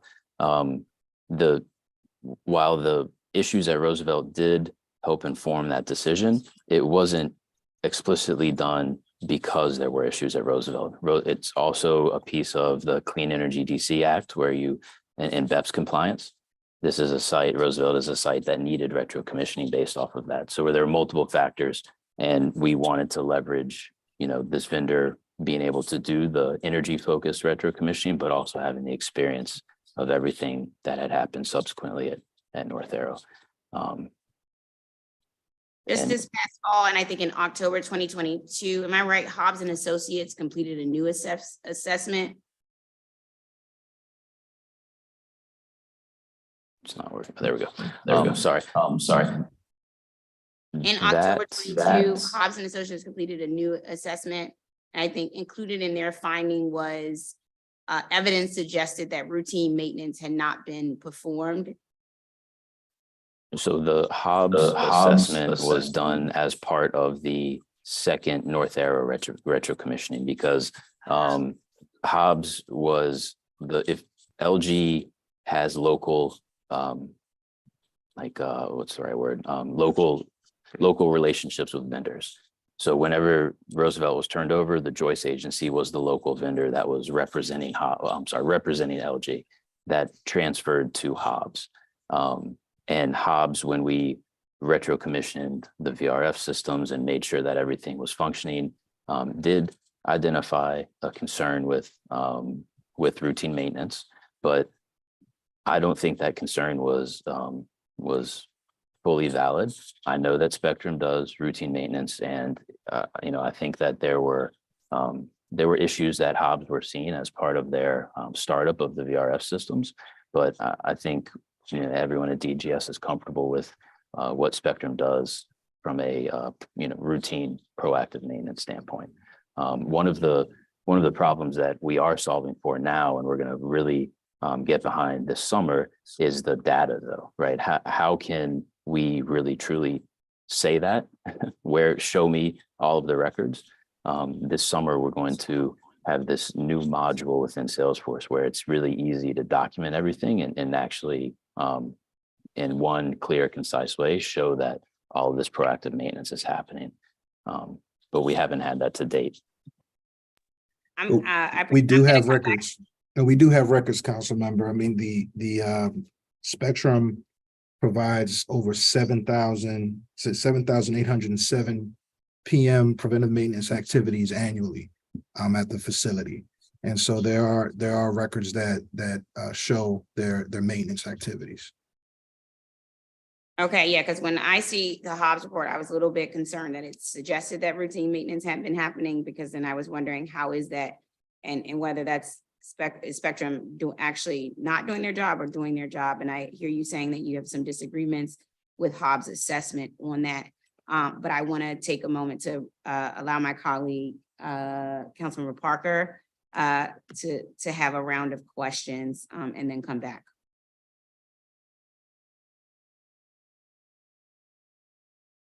Councilmember Parker, you ready?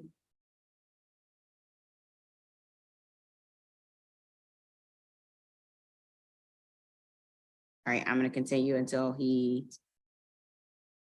hops on the screen. All right, let me ask you some of the takeaways. We talked about the takeaways around warranties that was suggested by the auditor's report. We talked about a plan to hire a Salesforce warranty manager position. Where did we land on that? Are you planning on hiring a Salesforce warranty manager position, or you're not? You're going to rely on the first team? Well, right now it's a combination of first team and also the contractual staff that we have on board. As you're aware, this is something of the utmost importance, and we are focused on using the existing resources that we have to address this. Okay. Is there a first? And so let me just say this. I think there needs to be a first team member responsible for warranties. I understand what your understanding of that is, but I think given this situation and given that we've only done one, this is the only latent defect that we issued. I disagree that that's a sign of we're doing good. I think it's a sign of us not thoroughly looking at whether we're getting what we pay for, but we can agree to disagree on that. Well, no, I agree. We're not where we want to be. I just want to acknowledge the progress. Again, in the last 5 years, since 2018, there's been over 700 warranty work orders, and there's 64 that are outstanding. So that's, close to 640, 650 that have been closed out. I do think that Mr. Jimison's team is uniquely positioned, just as that initial triager, as the first team, to sort of be able to do that initial assessment. Because one of the things that, in addition to just the general builder's warranty, there are items within these facilities that have different warranties. Sometimes you have a roof that'll have a 10-year warranty. You might have flooring that may have 5-year warranty, other different things. So like it's very complex. And in addition, just to the first team, the fact that it's being tracked in Salesforce now, us now, having that capability of utilizing Salesforce to its full ability aids in a quicker identification. But it just doesn't stop there just with first team. There's a last team. I know we're heavy on acronyms in government, but the last team was a part of the Bob Group report from the 2019 assessment that said the first team, and last is an acronym, all of our quality assurance and liaison outreach. But that work is now ongoing. In fact, we onboarded last team personnel 2 weeks ago, and they're starting their work. And then also even the turnover management process, if you could, Deputy Gonzalez, talk about how we've strengthened turnover management between 2016 and now. We've come a long way, because a part of it is identifying things that just don't work from a maintenance perspective, that we don't want to see in our buildings. So when we start that dialogue on the front end with our partners in capital construction, we can avoid some of those decisions that could later on cause an issue. So our turnover process was completely revamped after Roosevelt. FMD, or facilities, is engaged much earlier in the design process. We have the dialogue throughout the project to ensure that we have a mutual understanding and agreement on what some of these systems are going into the building. And in addition to that, capital construction has extended the GC's responsibility, at least in one pilot example at BARD, to beyond substantial completion, provide maintenance. So that increases accountability, because it puts the general contractor on the hook to make sure that from a build out perspective, they don't have any issues on the maintenance side. And it gives us a much longer period or runway to actually turn over that property for ongoing maintenance. So we've come a long way. It's been a learning experience. Are there no more missing substantial completion certificates, meaning you all have a system where we now have a substantial completion document for every turnover that is in the system that can be found and we could see it? So the turnover I'm sorry, I'm getting some feedback, but the turnover protocol specifies what information needs to be collected. We are looking into document management and how best to park that information so that we can always go back and reference it. And so Salesforce does have that capability, and we're looking at ways to improve that document management process. All right, when are y'all gonna do that? That has to happen ASAP. I'm sorry to interrupt. Effective in the last couple 3 years, we have migrated to a new system, project management system called Project Team.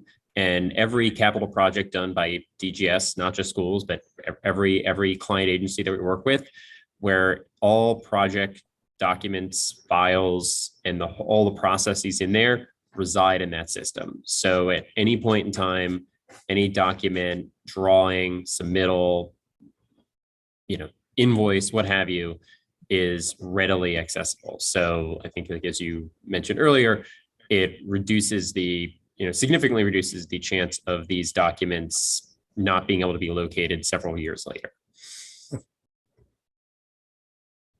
Okay.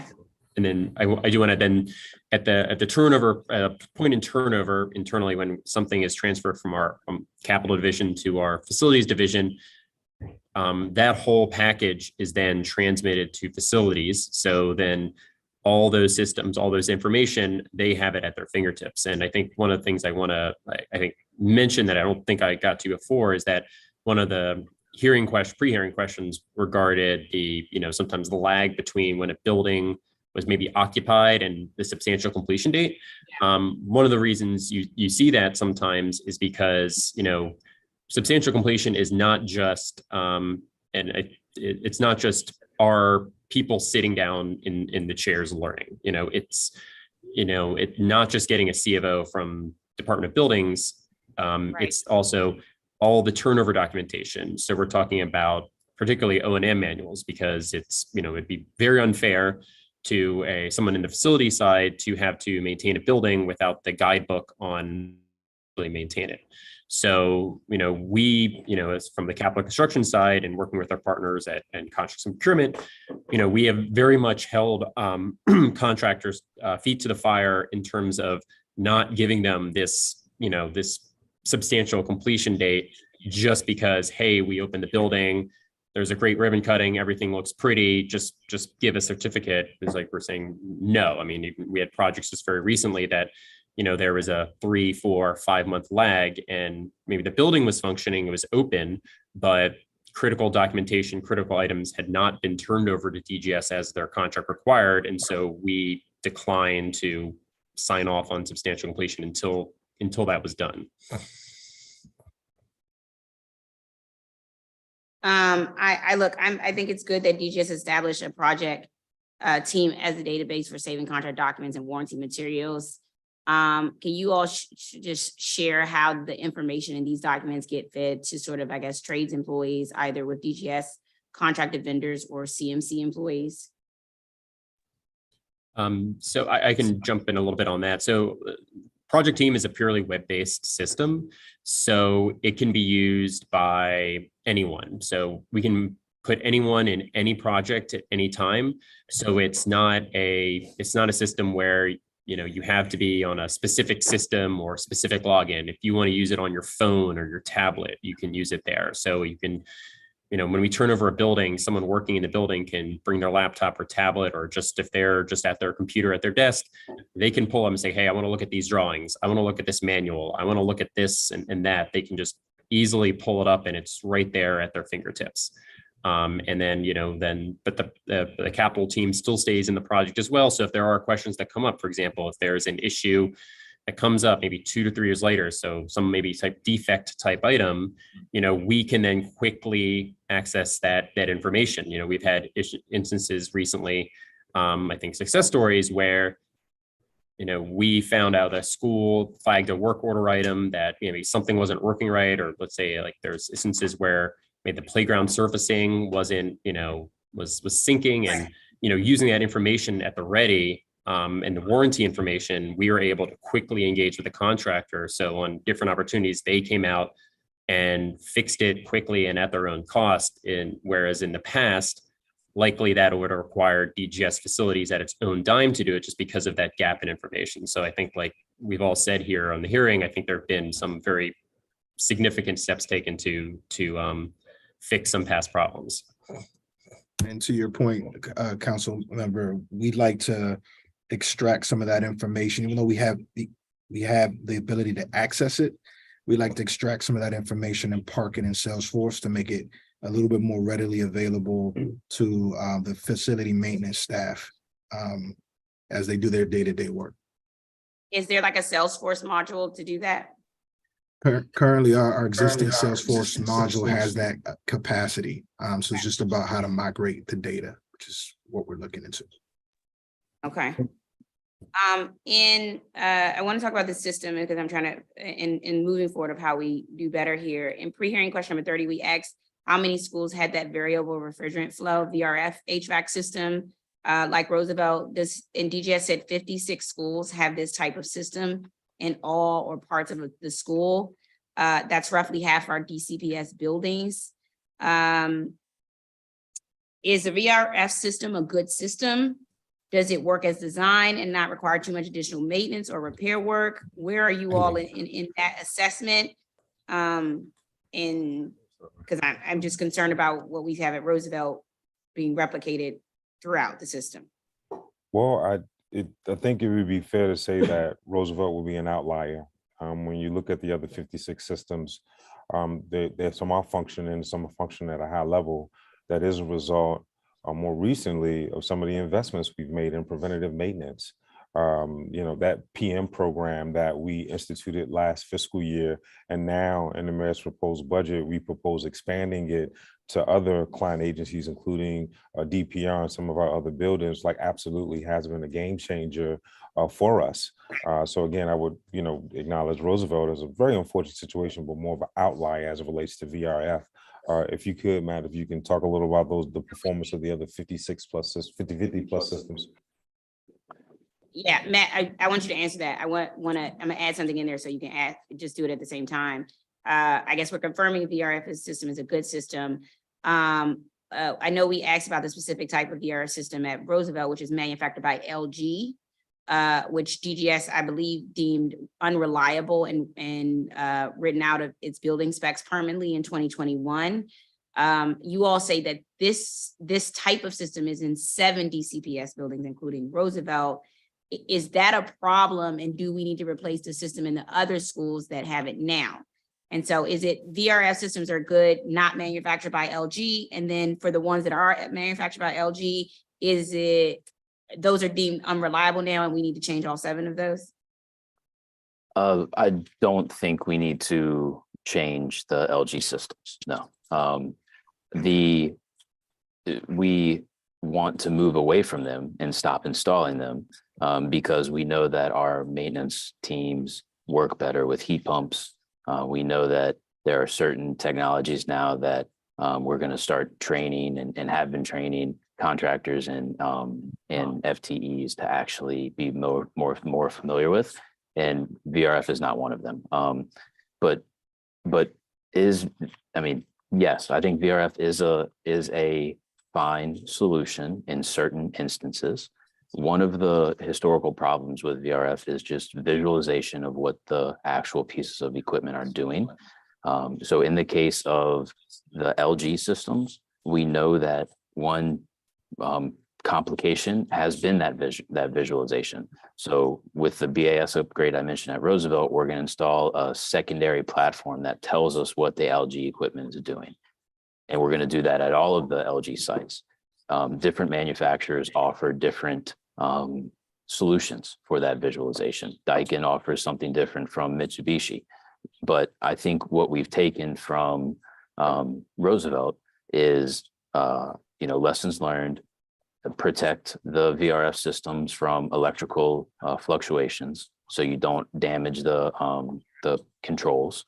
Make sure that all of the service level data points are visualized and you can have access to them, and it's not like reading Latin, you know what the equipment's telling you to do. And then actually have a process in place to respond to what the equipment is telling you. If you see compressors working extra hard, what does that mean?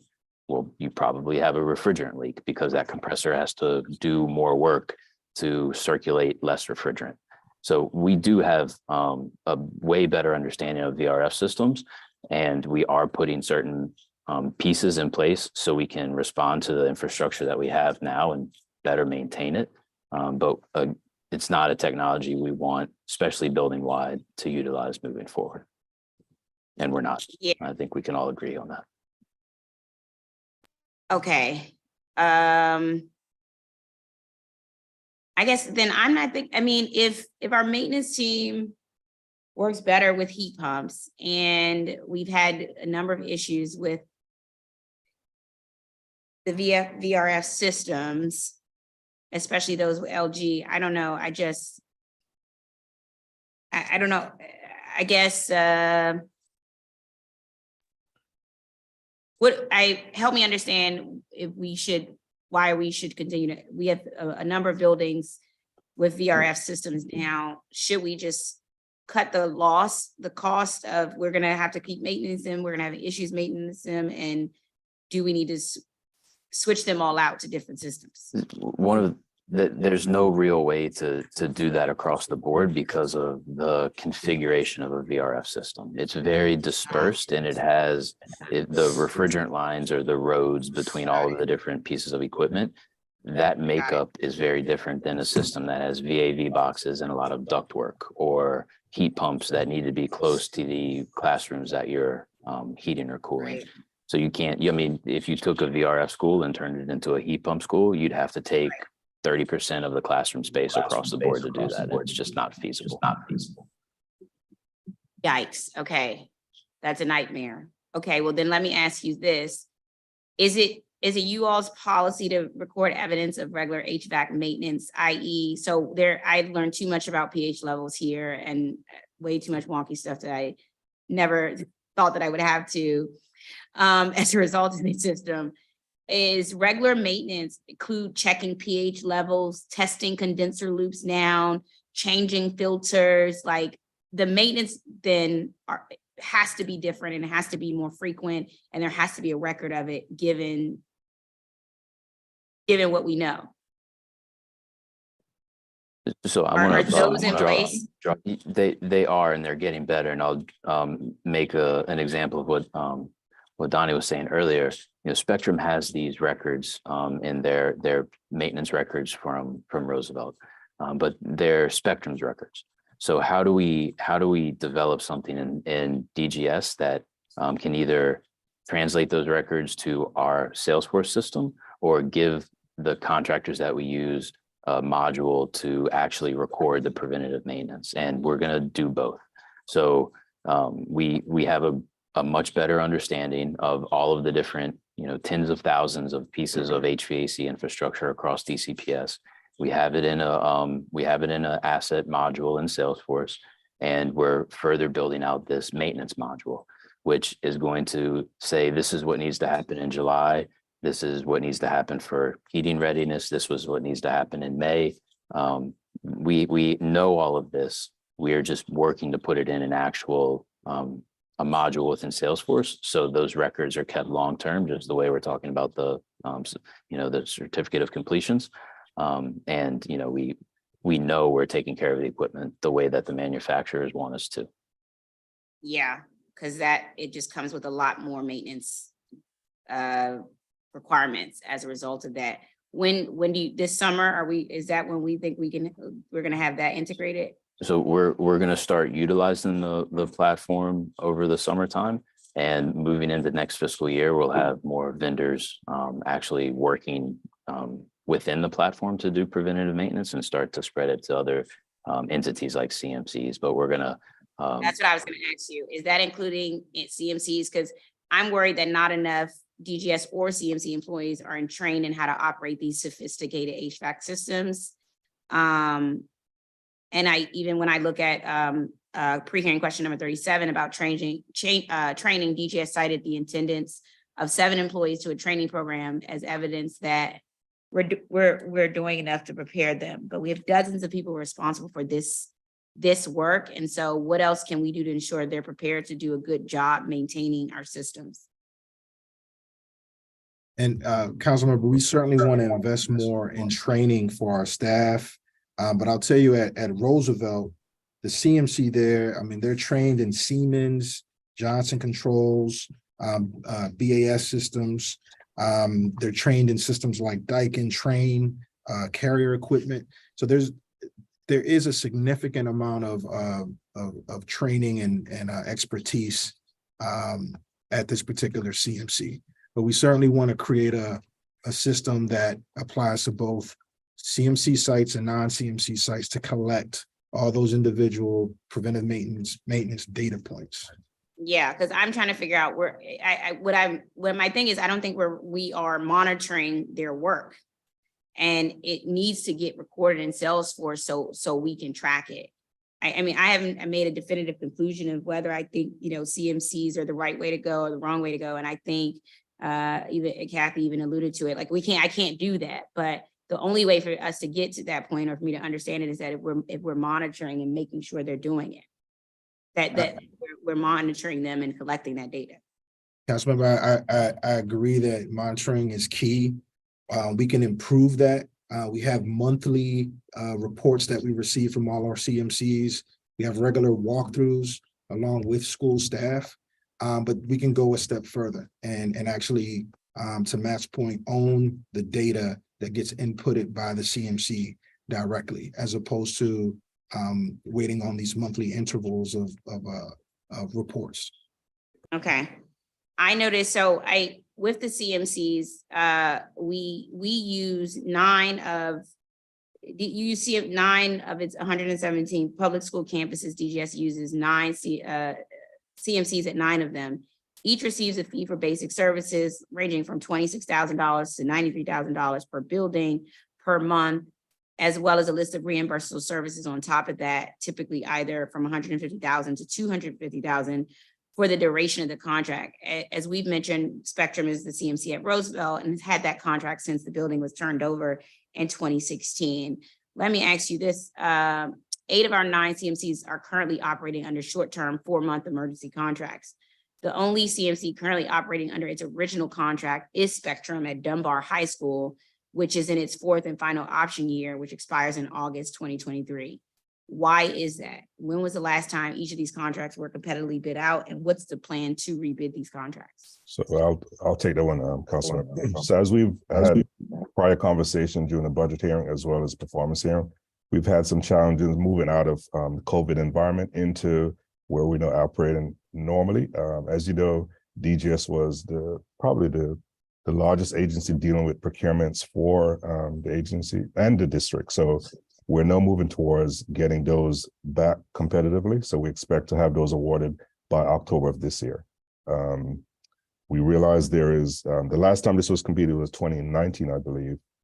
So we expect, we're actually, to your point, we're looking at the scope to make sure the scope actually match each site, as well as the lessons we've learned from Roosevelt, as well as other sites. So we're going through some scope review changes to make sure those are more responsive to the needs of each site. And we're also looking to make sure that at least once we put it back on the street, at least we can get vendors that will be able to perform those services in a timely way. Okay, so are you saying we will rebid these contracts by October of 2023? Yes, there probably will be, we do have, the timeline is June where we'll probably 9. So out of the 9, we'll do 2 and we'll just do them every month. The goal is to have those awarded by October of 2023. Okay, that's good to hear. Yes, ma'am. I want to ask, I want to talk about some of the contract oversight. Collectively, we're spending over $500,000 per month for basic services delivery in the 9 CMC managed buildings. Can you briefly explain the role of contracting officers, technical representatives, I guess pronounced COTAR, and the role of DGS procurement office in overseeing each CMC? So each, as the chief contracting officer, we allow each member from the staff. For example, at Roosevelt, we'll have someone who's a COTAR, to your point, who is a representative for the division, but more than likely that person manages the day-to-day operations for example, making sure that the site is being completed the way it should be. The contract is being administered the way it should be administered. If there's an issue related to payments or to changes in the contract scope, then they come back to contracts and procurement, but they do the day-to-day operations to make sure that the site and the contract is performing based on the scope as well as contract itself. Okay. And so each CMC is required to submit a consolidated monthly report on their work. What else does DGS collect to monitor the performance of its CMCs? So I'm asking for like other deliverables, because several requirements of our CMCs appear to not be covered in their monthly reports. And so I really want to get a sense of how we're monitoring, for example, a record of all of the basic services rendered, preventative maintenance records, a record of reimbursable services, care timelines, et cetera. Donnie, you want to? Yeah, absolutely. So the COTAR, the technical representative, will receive a monthly report from each CMC. And in the billing process, they specify which services were rendered. It's the COTAR's responsibility to engage that vendor, confirm that the work was done. Part of the way they do that is walking with staff. They walk the building with personnel and ensure that the contractor meeting their obligations, and they review those monthly reports as well. I hear you, but I guess what I'm asking is for the record of, I guess, other deliverables. So how are we monitoring all the sort of all the preventive maintenance records, reimbursable services, repair timelines, et cetera? Absolutely. So in the case of Roosevelt, Spectrum, they started off with a system called Micro Main, and then they switched to another system called Flow Path. And so Okay. that's where they capture their PM tours, they upload pictures of completed work. And the COTAR's responsibility is to monitor those reports. And then if there's an issue, work through the procurement office to log any performance issues. Okay. And so as far as looking at looking at the performance evaluations for DGS's performance evaluation for CMCs, and I'm going to look at Spectrum's contract for Roosevelt, just as an example. When I look at performance objectives, it says the district representatives will conduct tours and inspections through facility and other areas covered by this contract, such as walkways, bathrooms, with the contractor's representatives to ascertain the quality service level being performed. The contractor will develop an inspection form that will be approved by the COTAR, and the district will inform the contractor of a less than satisfactory performance. The inspections will be executed as described on the inspection form. Does Spectrum have an inspection form for DGS to use, and can we see it? And what was DGS' most recent evaluation of Spectrum at Roosevelt?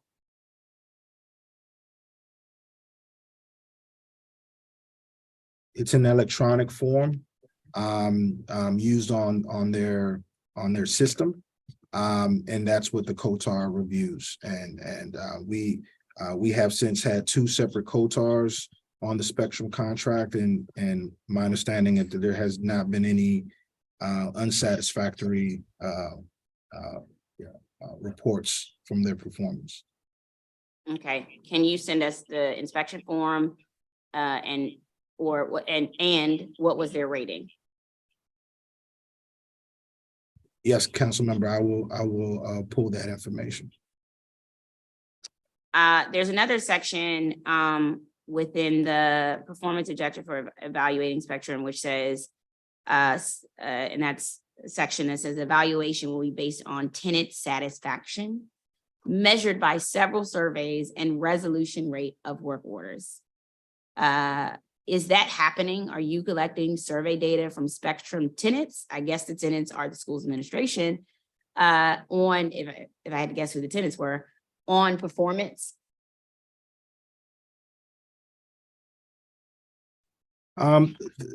Through several walkthroughs, engagement with the staff, we do have an understanding of how staff feel or about the performance of the CMC, but their focus is typically on some of the conditions of concern that in many cases are related back to the issues that we discussed earlier.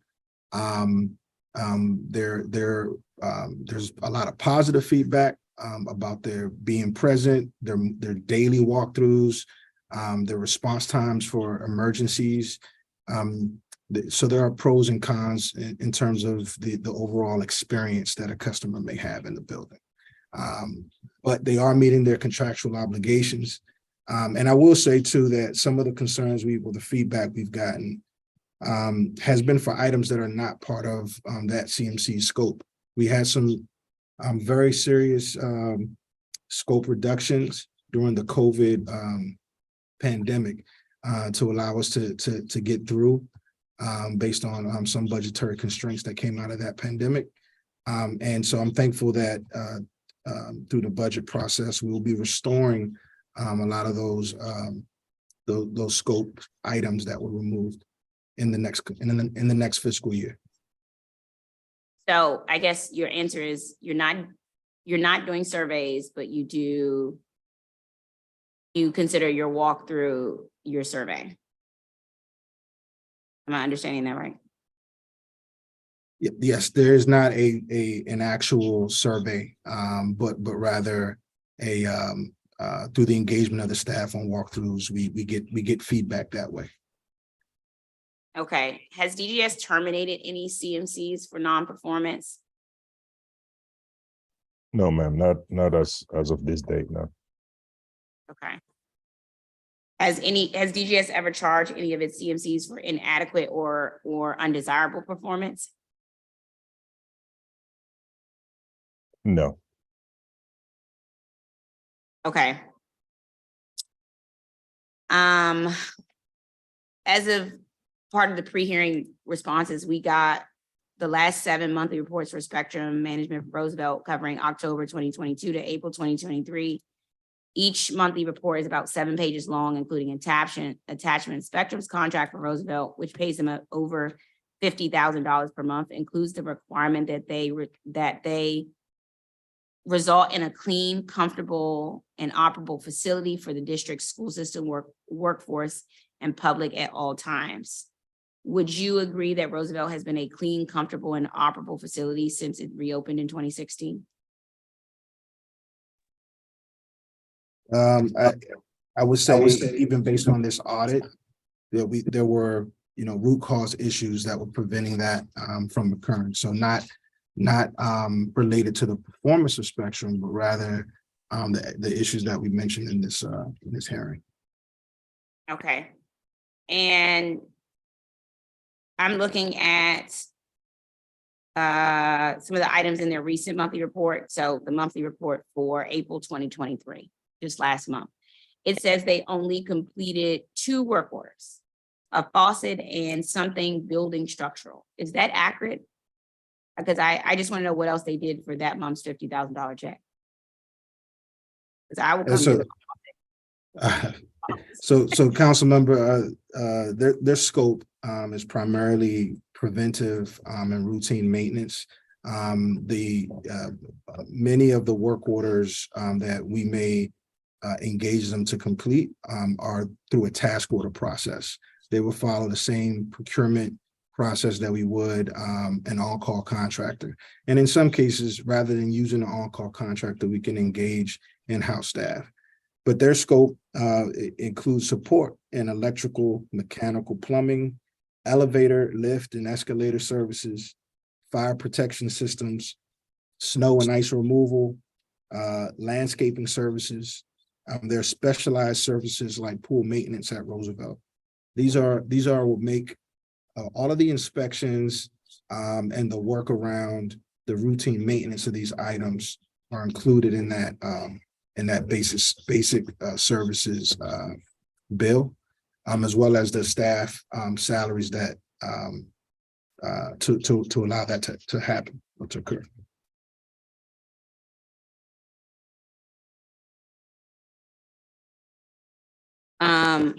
When I look at what I'm noticing is a few issues in this report where DGS and its contractors appear to be completing work that I believe should be covered by Spectrum's basic services agreement. And there's a few orders, like I'm looking at work order for pest control, which 737432 if you want to look, or 737580.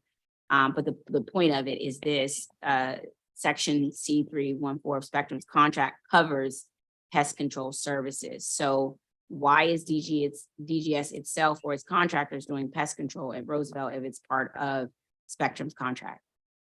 Council member, I think you're looking at at the pre-COVID scope of work. It had since been modified during COVID when I mentioned we had some reductions. So we removed pest control services as part of that, as a part of that reduction. And we placed it on the citywide pest control contract so that we can continue services in the building, but reduce the contract cost. Okay, I think I'm looking at the most recent contract, but I guess, so we're paying them $50,000, but we reduce what they have to take care of for the school. No, the reductions included reductions in the cost of the contract. Okay. When I look at it, it's 100% in the contract. So if you want to go take a look at it, it's contract numbers DCAM 23-NC-EM 0027, which was effective January 27th of 2023. So if somebody wants to go look, but from what I'm looking at, it is a part of the contract. We will circle back to clarify on the items, but there were seven items that were removed as part of the contract reduction, and it included cost reductions. Some of those services transferred to in-house. Some of them transferred to the citywide contract to reduce costs. But we will certainly follow up along with the budget items. Okay, yeah, let me know when they were removed and sort of, I guess, before, after effective date. It's also at other schools. So most of the CMC basic services lists are the same or very similar, but there are a few, I think, other differences I sort of think are important. For example, Spectrum's agreement for the Wells Coolidge building includes custodial and janitorial services, which is section C310 of their contract. We also have DCPS custodians in these schools covering the exact same work. Why are we paying Spectrum for this work too? To answer your first question, council member, they were removed in January of 2021. And we're looking to restore those items in FY24. And we plan on including it in the scope of work for the procurement process. And the CMC contracts allow us to customize services for buildings based on its individual needs. And some schools, for example, may need some additional custodial support. I think of Duke Ellington, I think of That's right. Because I was going to use Duke Ellington as another example. So another example would be when I look at the contract, lock and door issues, which are covered under basic services at Duke Ellington, but not at Roosevelt. Why is that? In some cases, we have to look at the types of locks in the building. And if we have a CMC, we plan for a CMC, we really look at the unique features of that building and try as much as possible to include it in the scope as budget allows. Okay, so I guess, so you base your CMC, the contracts of CMC is based on the uniqueness of the building. I guess I'm concerned of why our CMC agreements wouldn't be more standardized and consistent across the board. What is standard, council member, are the basic services. When we're thinking about mechanical, electrical, plumbing, those tend to be part of the basic services. Outside of that, there are some specialized services to meet the needs of the building. But as the services increase, so does the cost of the contract. So there's a balance in effect. Okay, I guess we're gonna, there's a few there's some CMC requirements and contracts across the board that I think we're just seeing a difference in who's assigned to it and why we're paying additional money for someone else too. But I'm hearing that there have been contract modifications. Yes. I'm looking at the contracts that you all sent to us in pre-hearing responses. But I want to ask you this, which is another concern I have from looking at all these contracts. What is the difference between basic services and reimbursable services? Who determines if a repair falls under the basic or reimbursable service category? So example, Duke Ellington CMC contract has basic services, a reimbursable services section. I guess I'm wondering if CMC is getting $93,000 a month for basic services, why would DGS still pay for reimbursable services that could fall under the basic service monthly contract? It's a very valid question, council member. I can give you an example. Say plumbing is a part of a CMC's routine basic service agreement. That means they are to check plumbing systems on a regular basis. If there's a plumbing issue, they are expected to respond to that issue. They have personnel dedicated to resolve those issues. However, if there's a plumbing issue that involves a snake in a drain, breaking into a wall to replace pipe, This goes above and beyond the routine plumbing expectations, because those are special projects that can have a tremendous cost factor associated with resolving it. So in those cases, through the task order process, a COTAR is notified where a contractor, CMC may request resources from the reimbursable fund to take care of an item that is outside of their routine basic scope. And that is a dialogue that happens with the support of contracting and procurement. And then a decision is made to either fund it or not. And that's how you can have a plumbing issue that is both, it's technically a plumbing issue from a contractual perspective, but it's not a blank check where any plumbing issue can just automatically be resolved by the contractor. But we have a task order process in place for that.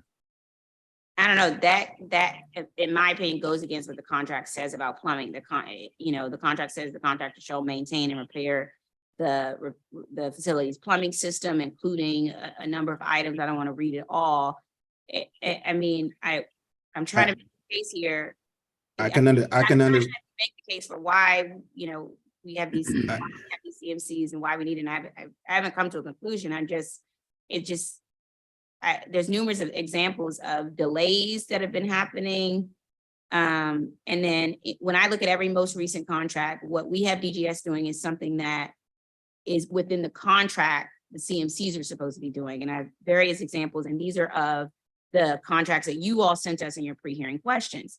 So if I look directly at the plumbing, at the contract right now, Duke Ellington contract, you go to C-3.3.1, it says, guess who has to do it? The contractor shall maintain and prepare the facility's plumbing system.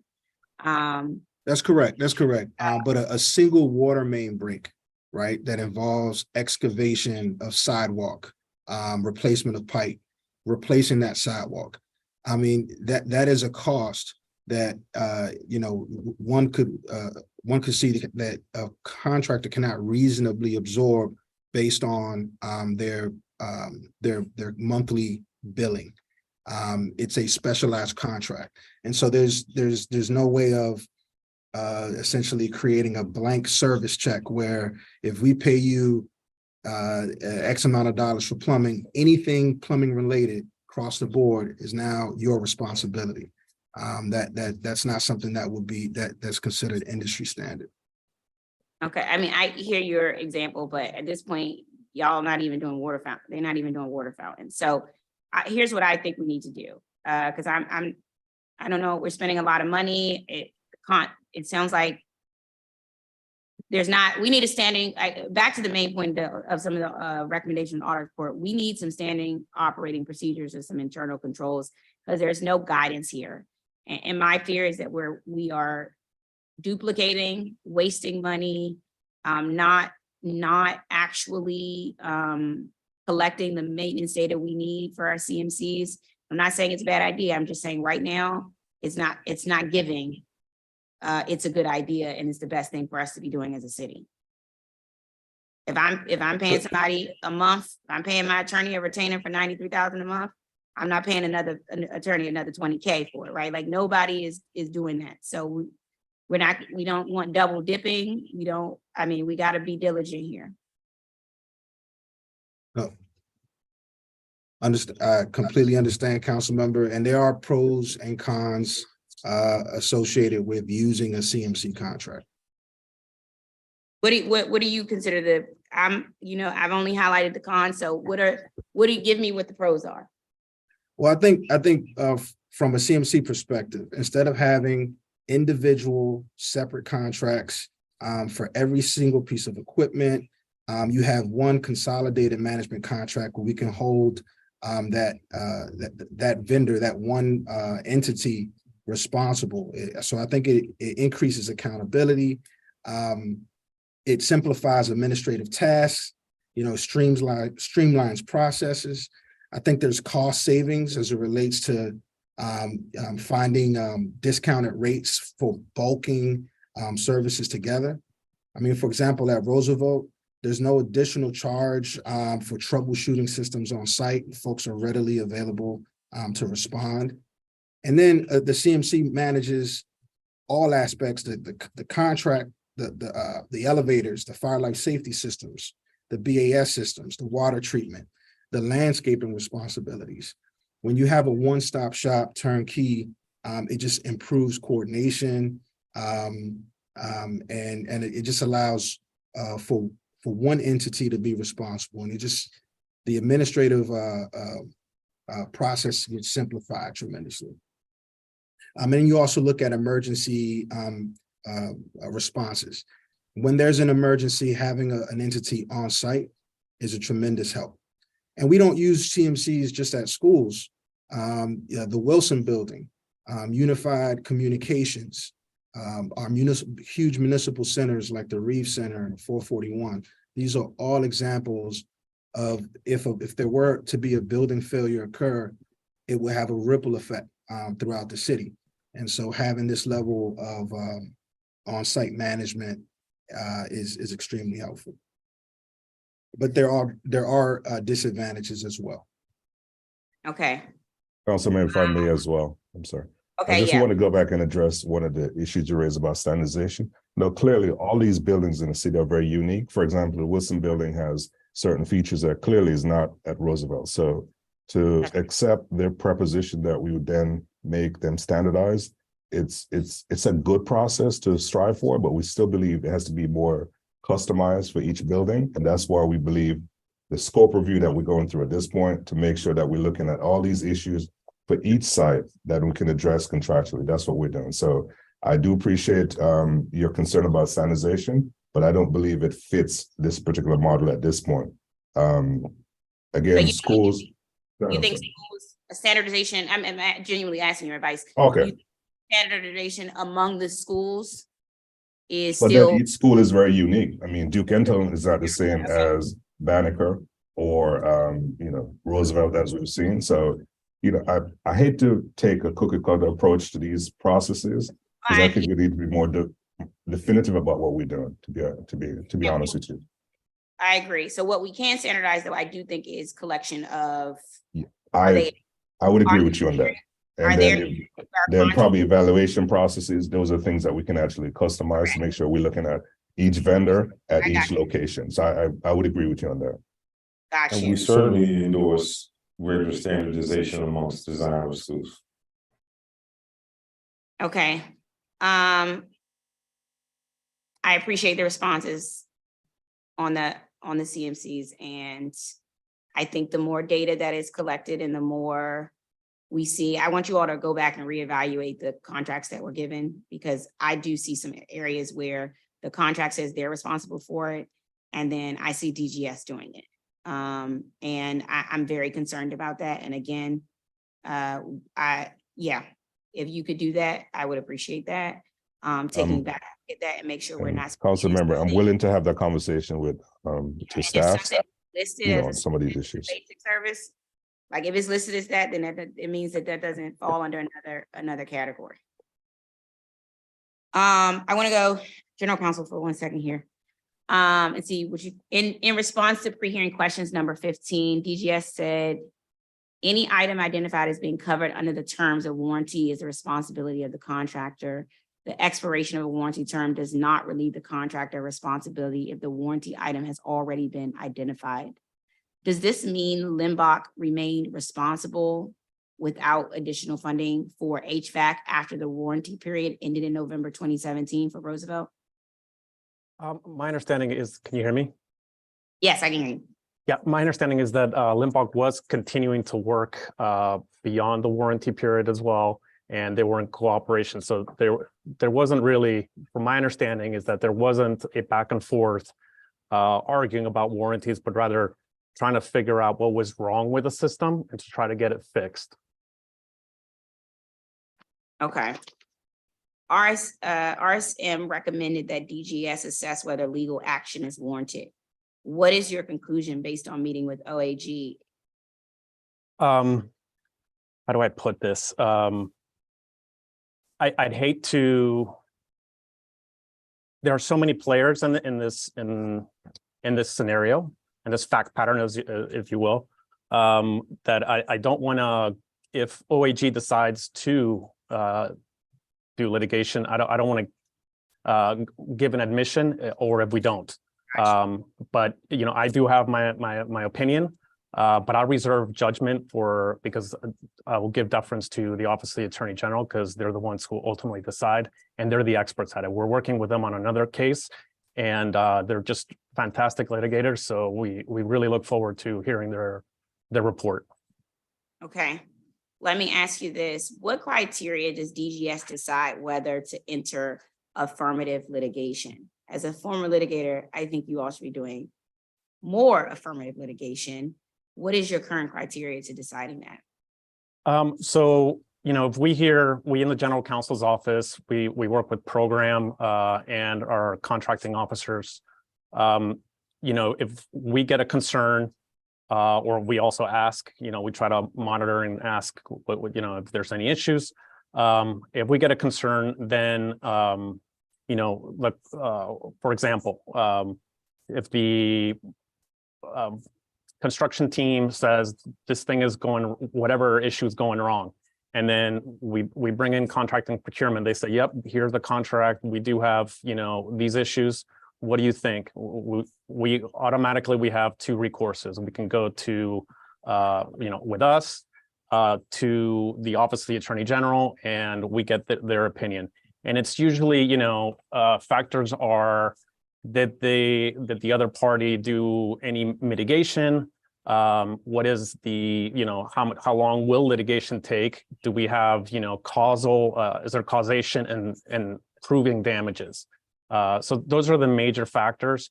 It's also general, like severity, you know, like if I hate to bring up East Potomac, but like a project like that, it's something that you just can't, you have to act upon it because there is no actual delivery at that point, where, you know, in the other scenarios where there is delivery, but it's just taken longer,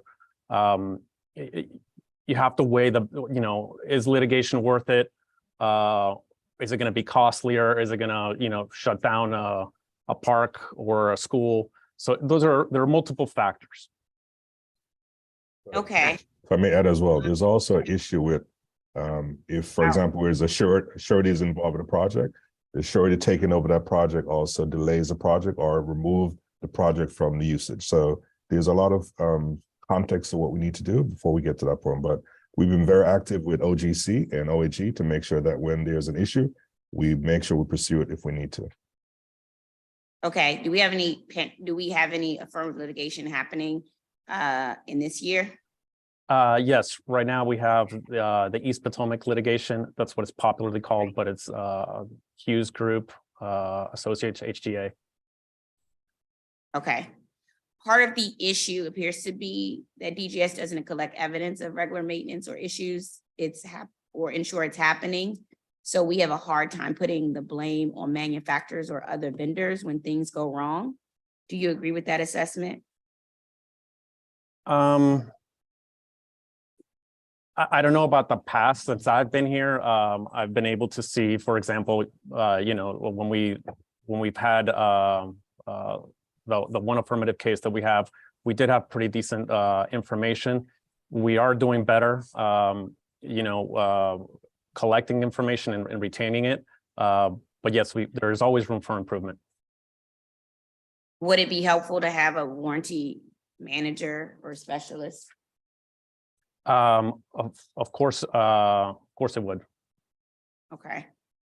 I want to ask about this is probably Mr. Lewis, past sort of those who we have realized have not done their job, right? Or have led us to this area. So we talked a little bit earlier about, I guess, who the third party was on this initial certificate. I'm trying to find my papers of service. I guess in the spirit of, if people are McKissick and I think it was somebody else. Who was it? Who was on the initial team? Give me a second. Commissioner. Madam Chair, are you referring to the commissioning agent? It was McKissick, Smoot, Smoot Gilbane. Yeah, But there was, no, the commission, the commission, yeah, the Liberty. commissioning agent was Liberty Engineering. So that's just, right. right. So we have not done since What's the 2018. process? That's what I was about to ask you. What's the Yeah. process? Because I don't think if somebody, I'm talking about Liberty, if somebody makes a decision, and even the decision, who made the decision between using, I guess, I know you gave them a pass and said, oh, well, at the time, it was quicker and more efficient to do it, but it turned out to be the wrong decision as well. What ramifications are there when we have individuals, whether Liberty or McKissick or any others? I guess, in my opinion, Roosevelt was an egregious failure. So what is the recourse for not continuing to utilize our contract, or at least a period of time where they can't be contracted because of failures with past projects? So we do have a debarment process that a district can engage in that requires evidence of malfeasance or negligence to make sure then, based on that, we then issue what we call a CFD, Contractor Office Final Decision related to that particular issue. And then based on that, we would probably engage with, they have the right to then file an appeal with the CAB, the Contracts Appeal Board, at that point, which would make a determination whether or not we should debar them for a period of time. So it's not, it's a very high burden to debar a company to do business in the district. It's something we need to take a look at based on what we've seen as far as who the players are. But I can confirm to you, we have not done work with Liberty since 2018. Okay. I want to go back to one more other, just finishing up questions that I have a loose end on VRF systems.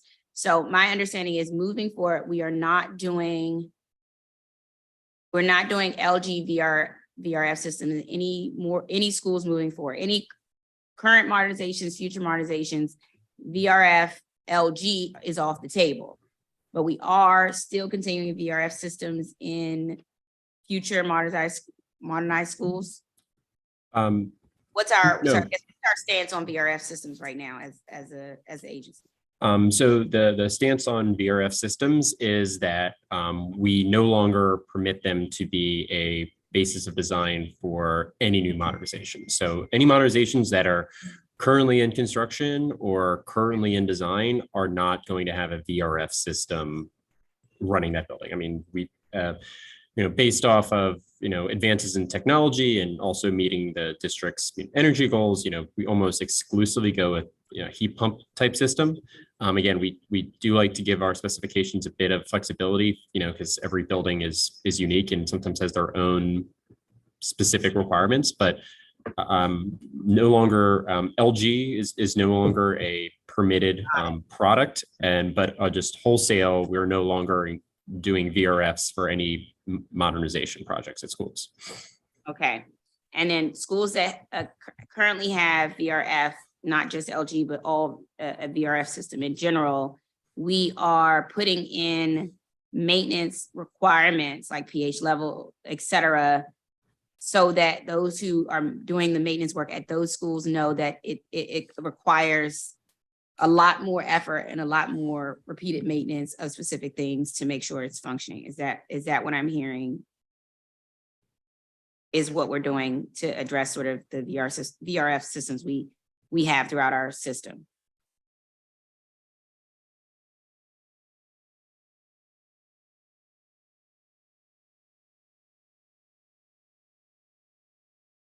I guess that's you. I think we had some technical issues. Can you please repeat the question? Sorry.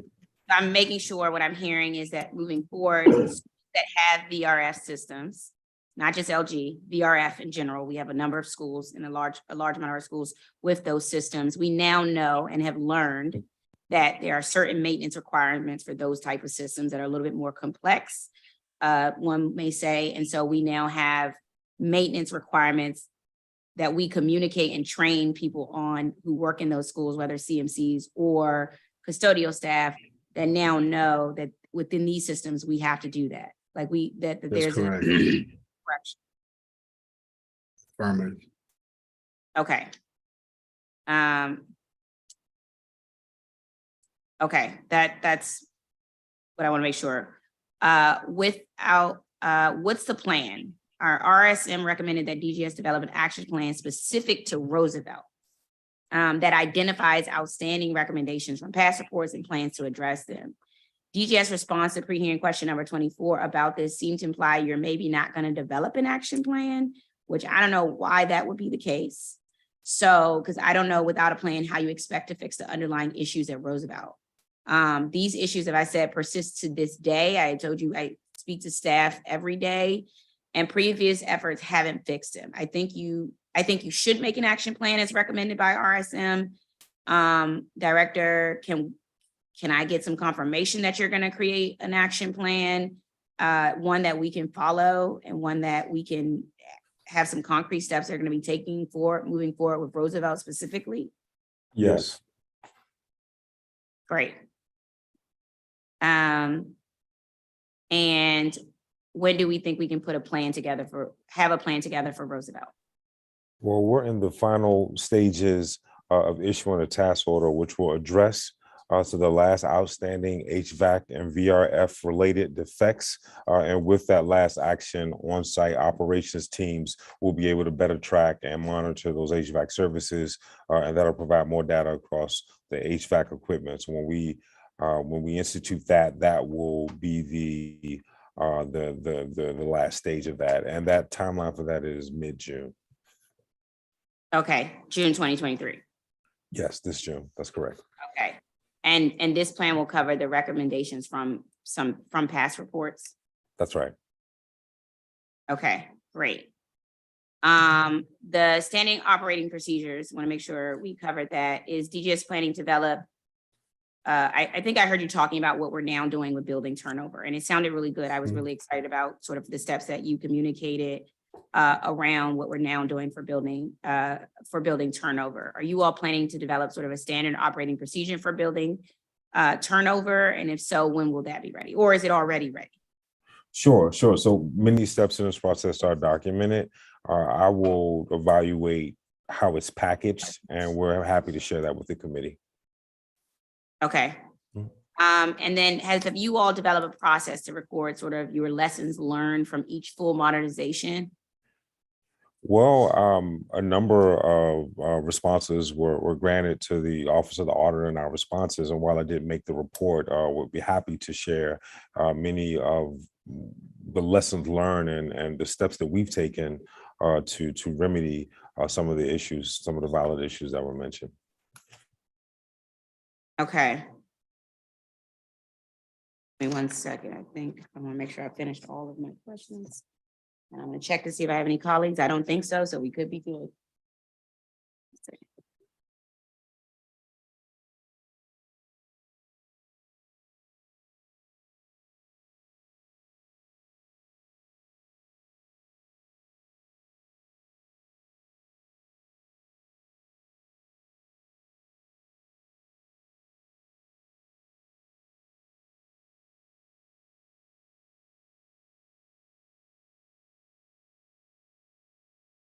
Okay, one last question, and then I think we can wrap it up. Where is it?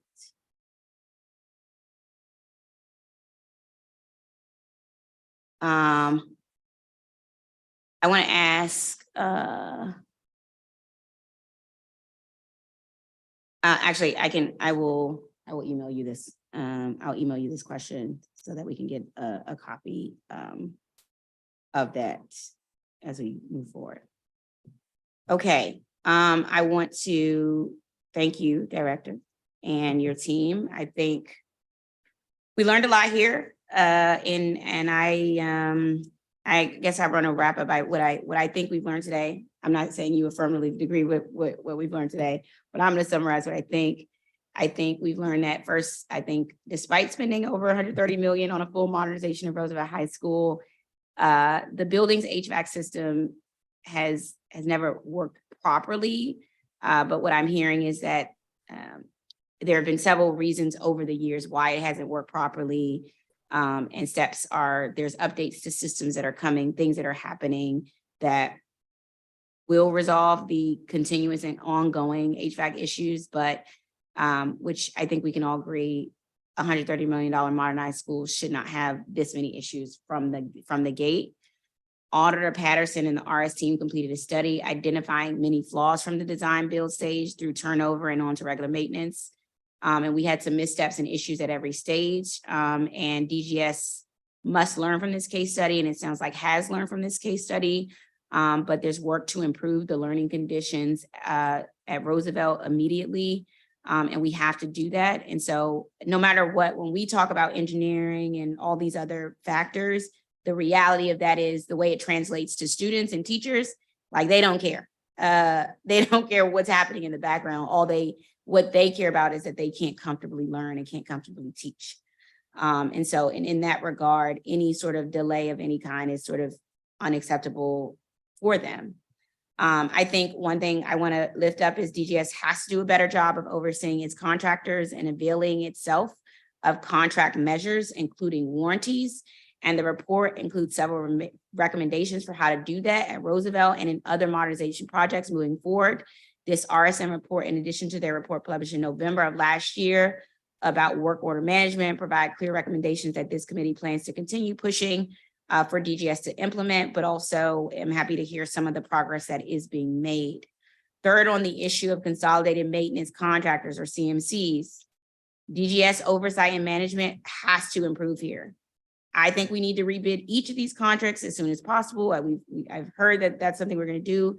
I'm glad to hear that we're on track to have them all rebid by this October.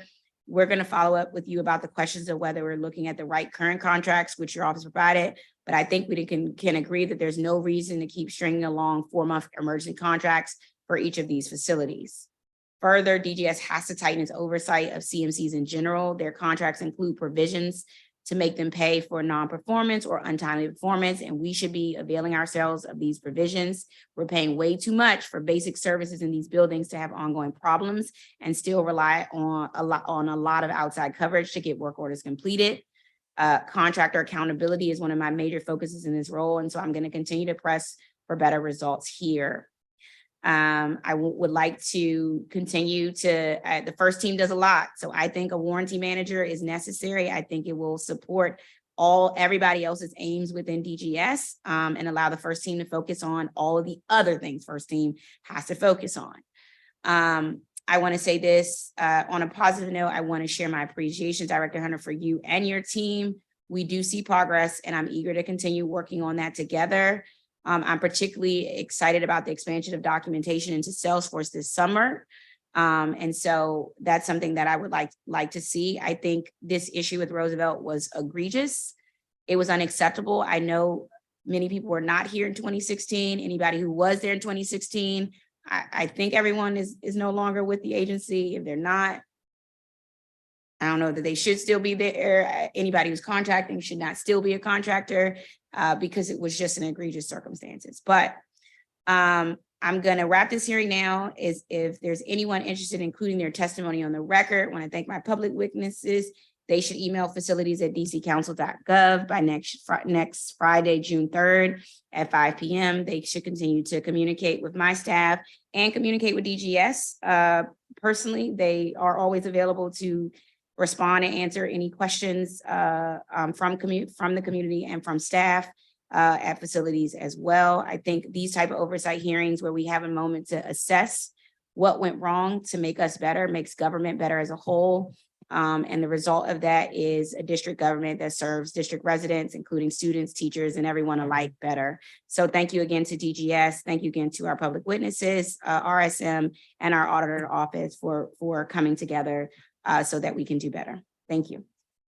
If I could, council member, I just want to thank you, and I want to thank the committee, the public witnesses, the Office of the Auditor, as well as RSM. And I want to just put a bow on the DGS perspective that we are committed to getting Roosevelt right, and we're committed to improving these types of projects going forward across our inventory. You mentioned that we have learned and we are learning. It is an ongoing process. I don't want it to be misconstrued that we feel as if as an agency we've arrived, although I do think we've made tremendous progress over the last 7 years. And that process, the pace of that progress is improving, but I don't want it to be misconstrued that we feel like we've arrived. That process is ongoing. Everything from the innovation you see like at the pilot program at Bard that I'm really excited about, to the new projects from John Lewis to Banneker. Banneker is on track to be the first public high school in the country to achieve a net zero status. And a huge part of that is because of the HVAC system. So like there's some best practices that we have within the district. And I'm really proud of the folks at DGS. Again, we haven't arrived, but we are making progress. I want to acknowledge that. And also I want to acknowledge the urgency to get Roosevelt right, because that falls, that's hollow to a student that is matriculating. And I want you to know that we understand the urgency and it's our commitment to get that right. So I want to thank you again. Thank you again. Thank you all. Enjoy your Memorial Day weekend. Yeah.